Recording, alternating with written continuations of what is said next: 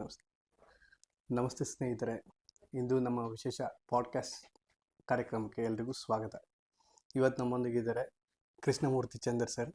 ಇವರು English by heart ಆಗಿರಬೇಕು, Kannada by ಹಾರ್ಟಲ್ಲಿ ಇರಬೇಕು ಅಂತ ಇಂಗ್ಲೀಷಲ್ಲಿ PhD ಮಾಡಿ ಮೈಸೂರು ವಿಶ್ವವಿದ್ಯಾನಿಲಯದಲ್ಲಿ ಇಂಗ್ಲೀಷ್ ಪ್ರಾಧ್ಯಾಪಕರಾಗಿ ಕಾರ್ಯನಿರ್ವಹಿಸಿ ನಿವೃತ್ತಿ ಹೊಂದಿ ಕನ್ನಡ ಕಾದಂಬರಿಗಳ ಮೂಲಕ ಸಾವಿರಾರು ಹೃದಯಗಳನ್ನು ತಲುಪಿರುವ ವಿಶಿಷ್ಟ ಲೇಖಕರು.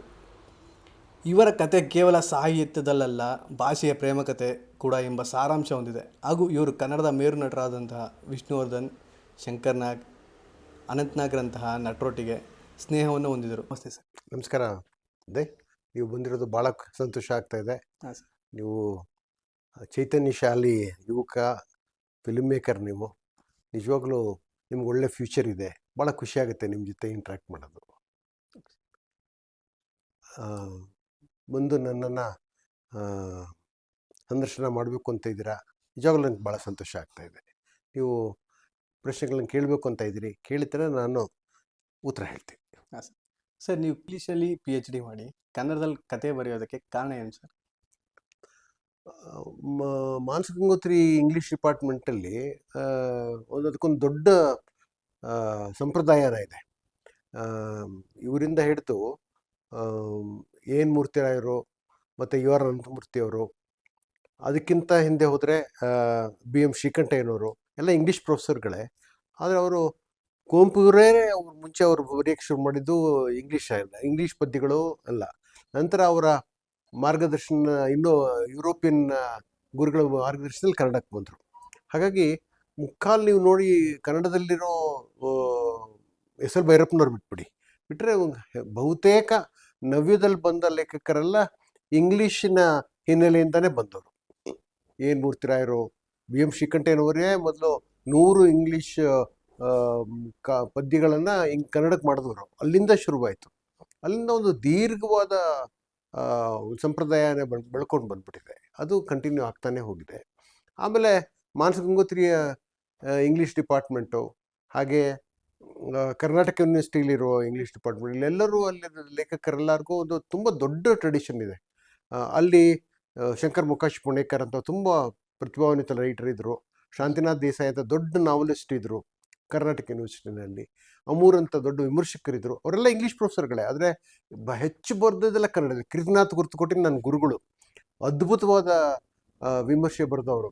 ಮತ್ತು ಅತ್ಯುನ್ನತ ವಿಮರ್ಶಾಕಾರರೆಲ್ಲ ಅವರು ಭಾಳ ದೊಡ್ಡ ಸ್ಥಾನ ಅವ್ರದ್ದು.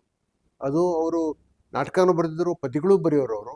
ಹೀಗಾಗಿ ನೀವು ಕರ್ನಾಟಕದ ಪರಿಸ್ಥಿತಿಯನ್ನು ಅಷ್ಟೇ ಅಲ್ಲ, ನೀವು ಸಾಕಷ್ಟು ಒಂದು ಈ ರೀತಿ ಇಂಗ್ಲೀಷನ್ನ ಉದ್ಯೋಗದಲ್ಲಿ ಇಟ್ಕೊಂಡು ಆದರೆ ಕನ್ನಡದಲ್ಲೇ ಬರೆಯೋದು ದೊಡ್ಡ ಪರಂಪರೆ ಕೂಡ ನಮ್ಮಲ್ಲಿದೆ.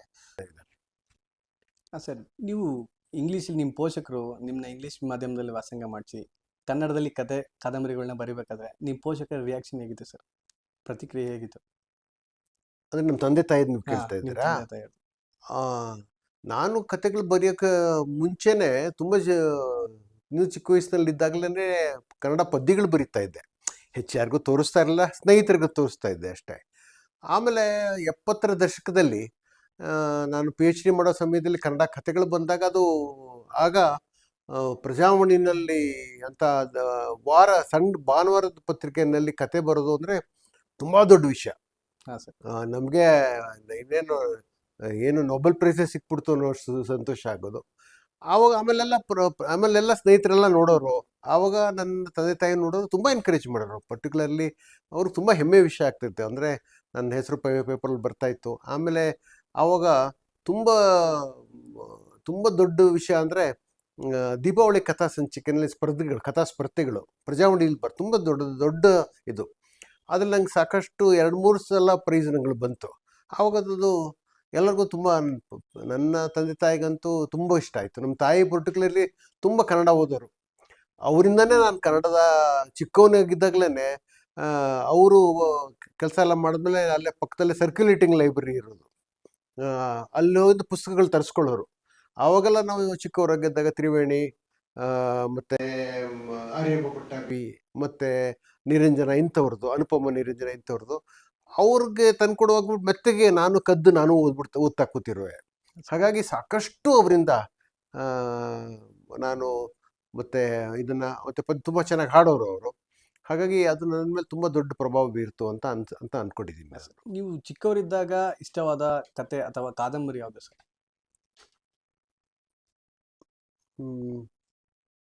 ಹೇಳೋದು ಕಷ್ಟ. ಆದರೆ ಇವಾಗಲೂ ಕೂಡ ಮೆಲ್ಕು ಹಾಕುವಂಥ ಕತೆ ಅಥವಾ ಕಾದಂಬರಿ, ಇವಾಗಲೂ ಕೂಡ ಮತ್ತೆ ಮತ್ತೆ ಓದಬೇಕು ಅಂತ ಆಸಕ್ತಿ ಹುಟ್ಟುವಂಥ ಕತೆ ಅಥವಾ ಕಾದಂಬರಿ? ಶಂಕರ್ ಮುಖೇಶ್ ಪುಣ್ಯಕರದು ಅದು ಅಷ್ಟು ಜನ ಗೊತ್ತಿಲ್ಲ. ಗಂಗಾಮಾಯಿ ಅಂತ ಒಂದು ಕಾದಂಬರಿ ಇದೆ, ಅದ್ಭುತವಾದ ಕಾದಂಬರಿ. ಆಮೇಲೆ ನಾವು ಚಿಕ್ಕವರಾಗಿದ್ದಾಗ ಶಿವರಾಮ್ ಕಾರಂತರದು ಎಲ್ಲ ಕಾದಂಬರಿಗಳು ಕೂಡ ಅದು ಅದ್ಭುತವಾದ ಪರಿಣಾಮ ಬೀಳುವಂಥದ್ದು ಇದು. ಆಮೇಲೆ ನಾನು ಇದು ರಿಸರ್ಚ್ ಸ್ಕಾಲರ್ ಎಲ್ಲ ಆದ್ಮೇಲೆ ಅವರು ತುಂಬ ಬರೋರು ಧ್ವನ್ಯಾಲೋಕಕ್ಕೆ. ನನ್ನ ಗುರುಗಳಾದ ಪ್ರೊಫೆಸರ್ ಸಿ ಡಿ ನರಸಿಂಹಯ್ಯ ಅನ್ನೋರು ಅವರು ಧ್ವನ್ಯಾಲೋಕ ತೆಗೆದ್ರು. ಅಲ್ಲಿಗೆ ಶಿವರಾಮ್ ಕಾರಂತರು ಬರೋರು. ಹಾಗಾಗಿ ಅವ್ರ ಮಗನ ಪರಿಚಯ ಕೂಡ ನನಗಿತ್ತು. ಅವರು ಇವತ್ತು ದೊಡ್ಡ ಎನ್ವಿರಾನ್ಮೆಂಟಲ್ ಸೈಂಟಿಸ್ಟ್ ಅವರು, ಉಲ್ಲಾಸ್ ಕಾರಂತ್ ಅಂತ. ಶಿವರಾಮ್ ಕಾರಂತರ ಆ ಥರ ನಮಗೆಲ್ಲ ತುಂಬ ದೊಡ್ಡ ಇದು ಇನ್ಫ್ಲೂಯೆನ್ಸ್ ನಮ್ಮ ಮೇಲೆ. ಎನ್ ಮೂರ್ತಿರಾಯರ ಬರವಣಿಗೆ, ಮತ್ತು ಮಾಸ್ತಿ ವೆಂಕಟೇಶ್ ಅಯ್ಯಂಗಾರ್ದಂತೂ ನಾನು ಹೆಚ್ಚು ಸಣ್ಣ ಕತೆ ಬರೆಯೋದ್ರಿಂದ ಮಾಸ್ತಿ ವೆಂಕಟೇಶ್ ಅಯ್ಯಂಗಾರ್ ಒಂಥರ ನಮಗೆ ಮಾದರಿ. ಅಷ್ಟು ಅದ್ಭುತವಾಗಿ, ಅಷ್ಟು ಚಿಕ್ಕದಾಗಿ, ಅಷ್ಟು ಬಹಳ ಸುಲಲಿತವಾಗಿ ಕತೆ ಬರೆಯೋರು ಕನ್ನಡದಲ್ಲಿ ಮಾಸ್ತಿನೇ. ಅದಕ್ಕೆ ಕನ್ನಡ ಮಾಸ್ತಿ ಕನ್ನಡದ ಆಸ್ತಿ ಅಂತಾರಲ್ಲ, ಹಂಗೆ ಅಂತ ಅದ್ಭುತವಾದ ಇದು. ಆಮೇಲೆ ನಮಗೆಲ್ಲ ಮಾಡಲ್ಲೇ ಅವರು. ಆಮೇಲೆ ನನ್ನ ಗುರುಗಳಾದ ಅನಂತಮೂರ್ತಿ ಅವರು, ಕೀರ್ತನಾಥ್ ಕುರ್ತಕೋಟಿ ಅವರು, ಇವ್ರದಿಂದೆಲ್ಲ ಸಾಕಷ್ಟು ಕಲಿತೆ. ಅನಂತಮೂರ್ತಿ ಅವರು ನನ್ನ ಭಾಳ ಆತ್ಮೀಯ ಗುರುಗಳು. ನಾನು ಭಾಳ ಪ್ರೀತಿಯಿಂದ ಪೋಷಿಸಿದ್ರು ಅವರು. ಅವರಿಂದಾಗಿ ನನಗೆ ಇನ್ನೊಬ್ಬ ತುಂಬ ದೊಡ್ಡ ಲೇಖಕರ ಪರಿಚಯ, ಎ ಕೆ ರಾಮಾನುಜನ್ ಅಂತ ಅಮೆರಿಕಾದಲ್ಲಿದ್ದರು. ಅವ್ರು ಬಂದಾಗಲೆಲ್ಲ ಅವ್ರ ಸಾಕಷ್ಟು ಕಾಲ ಕಳೀತಾ ಇದ್ದೆ ನಾನು. ತುಂಬ ದೊಡ್ಡ ಕವಿಯವರು, ತುಂಬ ಭಾಷಾಂತರದಲ್ಲಂತೂ ತುಂಬ ದೊಡ್ಡ ಹೆಸರು ಅವರು, ಟ್ರಾನ್ಸ್ಲೇಟರ್ ಆಗಿ. ವಚನಗಳನ್ನು ಅದ್ಭುತವಾಗಿ ಸ್ಪೀಕಿಂಗ್ ಆಫ್ ಶಿವ ಅಂತ ಆಗಲೇ ಅವ್ರು ಮಾಡಿದ್ರು. ಆಮೇಲೆ ಅನಂತಮೂರ್ತಿಯವ್ರ ಸಂಸ್ಕಾರ ಇಂಗ್ಲೀಷಿಗೆ ಮಾಡಿದ್ರು ಅವರು. ಹಾಗಾಗಿ ಅವರು ತುಂಬ ನನಗೆ ವಿಷಯಗಳನ್ನು ಹೇಳ್ಕೊಡೋರು, ಹೆಂಗೆ ಏನೇನು ಮಾಡಬೇಕು, ಹೆಂಗೆ ಹೋಗಬೇಕು ಅಂತ. ಹಾಗಾಗಿ ನಾನು ಸಾಕಷ್ಟು ಗುರುಗಳಿಂದ ನಾನು ಪಡ್ಕೊಂಡಿದ್ದೀನಿ. ನನ್ನ ಎನ್ಕರೇಜ್ ಮಾಡಿದವರು. ಆಮೇಲೆ ನಾನು ಇನ್ನೊಬ್ಬ ಗುರುಗಳು ಡಿ ಎ ಶಂಕರ್ ಅಂತ ಇದ್ದರು, ಅವರು ಕವಿಗಳು, ಮತ್ತು ಅವರು ತುಂಬ ಭಾಷಾಂತರ ಮಾಡಿದ್ದಾರೆ. ಅವರೆಲ್ಲ ನನ್ನನ್ನು ಎಲ್ಲ ಬೆನ್ನು ತಟ್ಟಿ ನನ್ನ ಹಿಂದಿನ ನಾನು ಬರೆದಿರೋದಕ್ಕೆಲ್ಲ ಮುನ್ನುಡಿ ಬರೆದು ಕೊಟ್ಟವರು. ಅನಂತಮೂರ್ತಿಯವರು ಅಂತ ನಂದೊಂದು 5 ಕೃತಿಗೆ ಮುನ್ನುಡಿ ಬರೆದಿದ್ದಾರೆ, ದೀರ್ಘವಾಗಿ ಮುನ್ನುಡಿ ಬರೆದಿದ್ದಾರೆ. ತುಂಬ ಎನ್ಕರೇಜ್ ಮಾಡಿದವರು ಅವರು. ನಾನೇನಾದ್ರು ಒಂದ್ಸಲ ನನಗಿನ್ನೂ ಜ್ಞಾಪಕ ಇದೆ, ಒಂದು ಹೆಸರು ಅಂತ ಒಂದು ನಾಟಕ ಬರೆದಿದ್ದೆ, ಅದನ್ನು ನೀವು ಕವರ್ ಪೇಜಲ್ಲಿ ಇದೆ. ಅವರು ರಾತ್ರಿ ನಾನು ನನ್ನ ಮನೆಗೆ ಓದು ನೀನು ಏನೋ ಬರೆದಿದೆಯಲ್ಲ ಅಂದರು. ರಾತ್ರಿ 2 ಗಂಟೆವರೆಗೂ ಆಯಿತು ಅವ್ರು ಕೇಳಿಸ್ಕೊಳ್ಳೋದು. ಅಷ್ಟು ಖುಷಿಯಾಗಿ ಇದು ಮಾಡೋರು. ಅವರು ಒಂದು ಫಿಲಾಸಫಿ ಇಟ್ಕೊಂಡಿದ್ರು, ಏನಂದರೆ ನಾವು ಬರವಣಿಗೆ ಮಾಡಿದ್ರೆ ಅಷ್ಟೇ ಸಾಲದು, ಇನ್ನೊಬ್ಬರಿಗೆ ಉತ್ತೇಜನ ಕೊಡಬೇಕು.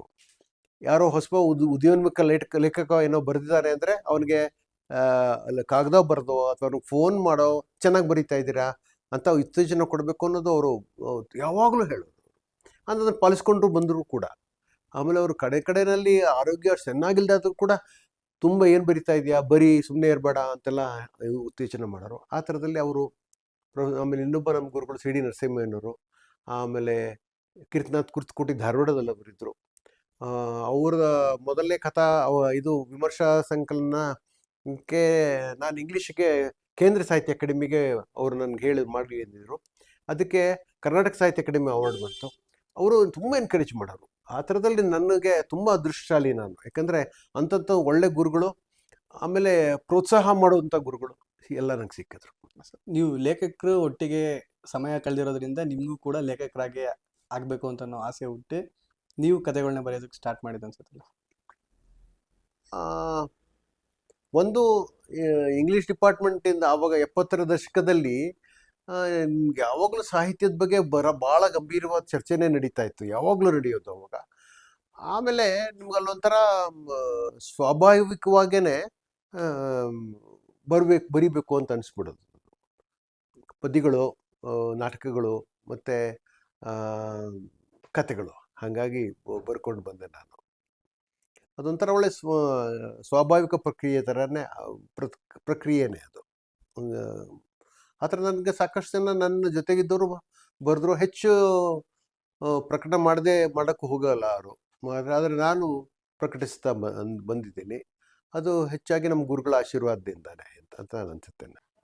ಸರ್, ನೀವು ನಿಮ್ಮ ಸ್ನೇಹಿತರ ಬಗ್ಗೆ ಹೇಳ್ಬೇಕಂದ್ರೆ ಏನು ಹೇಳಲಿಕ್ಕೆ ಇಷ್ಟಪಡ್ತೀರಾ ಸರ್? ನಾವು ಭಾಳ ಆತ್ಮೀಯರಾಗಿದ್ದ, ಸಾಹಿತ್ಯದಲ್ಲಿ ಆಸಕ್ತಿ ಇದ್ದ ಗುಂಪೇ ಇತ್ತು. ಅದರಲ್ಲಿ ವಿಶೇಷವಾಗಿ ನನ್ನ ಜೊತೆ ಪದ್ಯ ಬರಿತಾ ಇದ್ದವರು ಉಮೇಶ್ ಅಂತ ಇದ್ದರು. ಮತ್ತು ಕನ್ನಡದ ಒಳ್ಳೆಯ ಲೇಖಕ ರಮೇಶ್ ಅಂತ, ಅವರು ತಿಪಟೂರಲ್ಲಿದ್ದಾರೆ. ನನ್ನ ಕ್ಲಾಸ್ಮೇಟ್ ರವಿಚಂದ್ರ ಇದ್ದಾರೆ, ಮನು ಚಕ್ರವರ್ತಿ ಇದ್ದರು, ಲಾ ಇಂದ JS ಪಾಟೀಲ್ ಅಂತ ಇದ್ದರು, ಅವರು ವೈಶಾಂತರಲ್ಲ ಕೂಡ ಆಗಿದ್ವಿ. ನಾವೆಲ್ಲ ಕೂತ್ಕೊಂಡು ಪ್ರತಿ ಭಾನುವಾರ ಯಾರು ಹೊಸದಾಗಿ ಬರೆದ ಪದ್ಯಗಳನ್ನು, ಕತೆಗಳನ್ನು, ನಾಟಕನೋ ನಾವು ಕೂತ್ಕೊಂಡು ತುಂಬ ದೀರ್ಘವಾಗಿ, ತುಂಬ ಆಳವಾಗಿ ಚರ್ಚೆ ಮಾಡ್ತಾ ಇದ್ವಿ. ಹಾಗೂ ನನ್ನ ಆತ್ಮೀಯ ಸ್ನೇಹಿತರಾದ ನಾರಾಯಣ್ ಕೂಡ ನಮ್ಮ ಗ್ರೂಪಲ್ಲಿರೋರು, ಅವರು ಈ ವಿಷಯನೆಲ್ಲ ತುಂಬ ನಾವು ಗಂಭೀರವಾಗಿ ಸಾಹಿತ್ಯನ ಚರ್ಚೆ ಮಾಡ್ತಾ ಇದ್ವಿ. ಸ್ವಲ್ಪ ಇದಾದಕ್ಕಿಂತ ಮುಂಚೆನೇ ನಾನು ಕಾಲೇಜಲ್ಲಿ ಇದ್ದಾಗಲೇ ನಾನು ಪದ್ಯ ಬರಿತಾ ಇದ್ದೆ ಕನ್ನಡದಲ್ಲಿ. ನಂತರದಲ್ಲಿ ಅದು ಬಿಟ್ಟೆ ಅಂತ ಹೇಳಿದ್ನಲ್ಲ, ಆಗ ನನ್ನ ಜೊತೆ ನಾವು ಪದ್ಯ ಬರಿತಾ ಇಬ್ಬರು ನನ್ನ ಆತ್ಮೀಯ ಸ್ನೇಹಿತರು. ಒಬ್ಬರು ಉಮೇಶ್ ಇನ್ನೂ ನಾಟಕದಲ್ಲಿ ತೊಡಗಿಸ್ಕೊಂಡಿದ್ದಾರೆ, ಇನ್ನೊಬ್ಬರು ಆಮೇಲೆ ಚಲನಚಿತ್ರಕ್ಕೆ ಇಳ್ಕೊಂಡ್ಬಿಟ್ರು. ಕೃಷ್ಣ ಪ್ರಸಾದ್ ಅಂತ ಅವ್ರ ಹೆಸರು. ಅವರು ಒಳ್ಳೆ ಪದ್ಯಗಳು ಬರೆಯೋರು. ದುರದೃಷ್ಟವಶಾತ್ ಅವರು ಸಿನಿಮಾಗೆ ಹೋಗಿ ನಂತರ ಅವರು ಬೇಗ ಹೋಗೇ ಬಿಟ್ರು. ಈ ವಿನಿತಾ ಪ್ರಸಾದ್ ಅವರ ಗಂಡ, ಆತ ನನ್ನ ಆತ್ಮೀಯ ಸ್ನೇಹಿತ, ಒಳ್ಳೆ ಪದ್ಯಗಳು ಬರಿತಿದ್ದ ಅವನು. ಆಮೇಲೆ ಆ ಥರ ಸಿನಿಮಾದಲ್ಲಿ ತೊಡಗಿಸ್ಕೊಂಡ್ಬಿಟ್ಟ ಅವನು. ಸರ್, ನಿಮ್ಮ ಪುಸ್ತಕಗಳನ್ನ ಓದಿ ಯಾರಾದರೂ ನಿಮಗೆ ಉತ್ತೇಜನ ಕೊಟ್ಟರೋರು ಇದ್ದಾರಾ? ತುಂಬ ಪ್ರೀತಿಯಿಂದ ನೋಡ್ಕೊತಾ ಇದ್ದವರು, ನಾ ಬರೆಯೋ ಕಥೆಗಳನ್ನೆಲ್ಲ ತುಂಬ ಆಸಕ್ತಿಯಿಂದ ಓದಿ ನನಗೆ ಉತ್ತೇಜನ ಕೊಡ್ತಾ ಇದ್ದು ನ್ಯೂ ಡೆಲ್ಲಿಲೇ ಉಳ್ಕೊಂಡ್ಬಿಟ್ಟಿದ್ದ ದೊಡ್ಡ ಲೇಖಕರು, ಕವಿಗಳು, ಭಾಷಾಂತರಕಾರರು ಶಾ ಬಾಲುರಾವ್ ಅಂತ ನನ್ನ ಭಾಳ ಪ್ರೀತಿಯಿಂದ ನೋಡ್ಕೊತಾ ಇದ್ರು. ಅವರು ನನ್ನ ಹೆಂಡತಿ ಚಿಕ್ಕಪ್ಪ ಕೂಡ. ಹಾಗಾಗಿ ಅವರು ನನ್ನ ಭಾಳ ಪ್ರೀತಿಯಿಂದ ನನಗೆ ಉತ್ತೇಜನ ಕೊಟ್ಟು ನನ್ನ ಕಥೆಗಳೆಲ್ಲ ಓದಿ ನನಗೆ ನನ್ನ ಉತ್ತೇಜನ ಮಾಡ್ತಾಯಿದ್ರು. ಅವರಿಗೆ ನಾನು ಯಾವಾಗಲೂ ಕೃತಜ್ಞನಾಗಿರ್ತೀನಿ. ಸರ್, ನಿಮ್ಮೊಳಗಿನ ಲೇಖಕ ಒಂದು ಯಾವ ಭಾಷೆ ಮಾತಾಡ್ತಾರೆ? ನಾನು ಬಹುತೇಕ ಭಾಷಾಂತರ ಇಂಗ್ಲೀಷ್ ತುಂಬ ಮಾಡಿದ್ರು ಕೂಡ ನಾನು ಬರೆಯೋದು, ನನ್ನ ನಾಟಕಗಳನ್ನು ಬರೆದಿರೋದು, ನನ್ನ ಕಥೆಗಳೆಲ್ಲ ಕನ್ನಡದಲ್ಲೇ. ಹಾಗಾಗಿ ನೀವು ಏನೇ ಆದರೂ ಕನ್ನಡ ನಮ್ಮ ತೆಗೆಯೋಕ್ಕಾಗೋದೇ ಇಲ್ಲ. ನೀವು ಎಷ್ಟೇ ಇಂಗ್ಲೀಷಲ್ಲಿ ಮಾತಾಡಿದ್ರು, ಎಷ್ಟೇ ಇಂಗ್ಲೀಷ್ ಓದಿದ್ರು, ಪಾಠ ಮಾಡಿದ್ರು ಕೂಡ. ನಾನು ಸ್ನಾತಕೋತ್ತರ ವಿಭಾಗದಲ್ಲೇ ಕೆಲಸ ಮಾಡ್ತಾಯಿದ್ದು. ಹೆಚ್ಚು ಕಮ್ಮಿ 35 ವರ್ಷ ಅಲ್ಲಿ ಪಾಠ ಮಾಡಿದ್ದೀನಿ. ಅಲ್ಲಾದ್ರೂ ಇಂಗ್ಲೀಷಲ್ಲಿ ಮಾತಾಡಿದ್ರು ಕೂಡ ಕತೆ ಬರಿಬೇಕು ಅಂದರೆ, ನೀವು ಸೃಜನಾತ್ಮಕವಾಗಿ ಮಾಡಬೇಕು ಅಂದರೆ ಮಾತೃಭಾಷೆನಲ್ಲೇ ನಾವು ಬೆಳೆದು ಅದರಲ್ಲೇ ಹೇಳೋಷ್ಟು ಸುಲಭವಾಗಿ ನಿಮಗೆ ಬೇರೆ ಭಾಷೆಯಲ್ಲಿ ಹೇಳೋಕ್ಕಾಗೋದಿಲ್ಲ.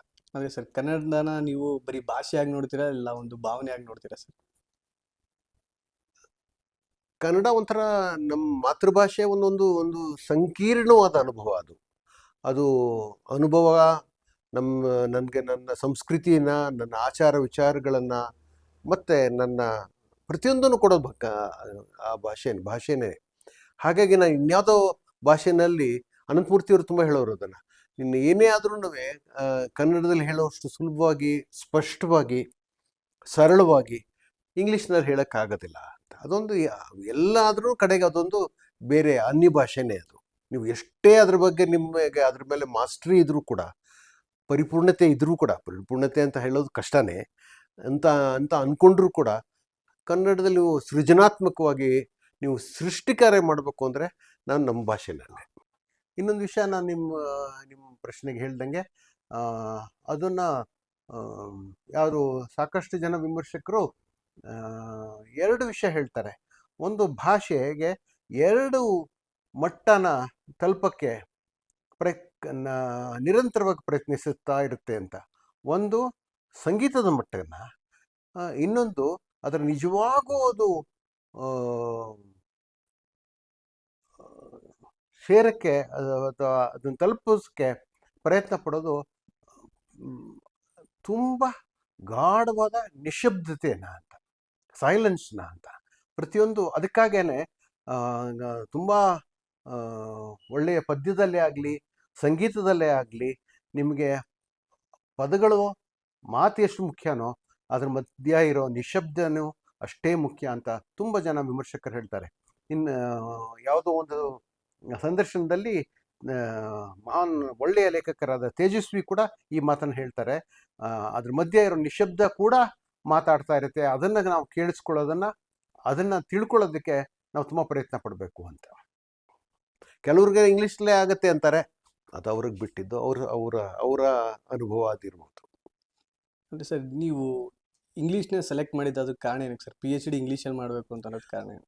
ಅಲ್ಲಲ್ಲ, ನಾನು ಮುಂಚೆ ಎಮ್.ಎಡ್ ಮಾಡಿದ್ಮೇಲೆ ನಾನು ಇಂಗ್ಲೀಷ್ ಡಿಪ್ಲೊಮಾ ಮಾಡಿ ಇಂಗ್ಲೀಷ್ MA ಸೇರಿಕೊಂಡೆ.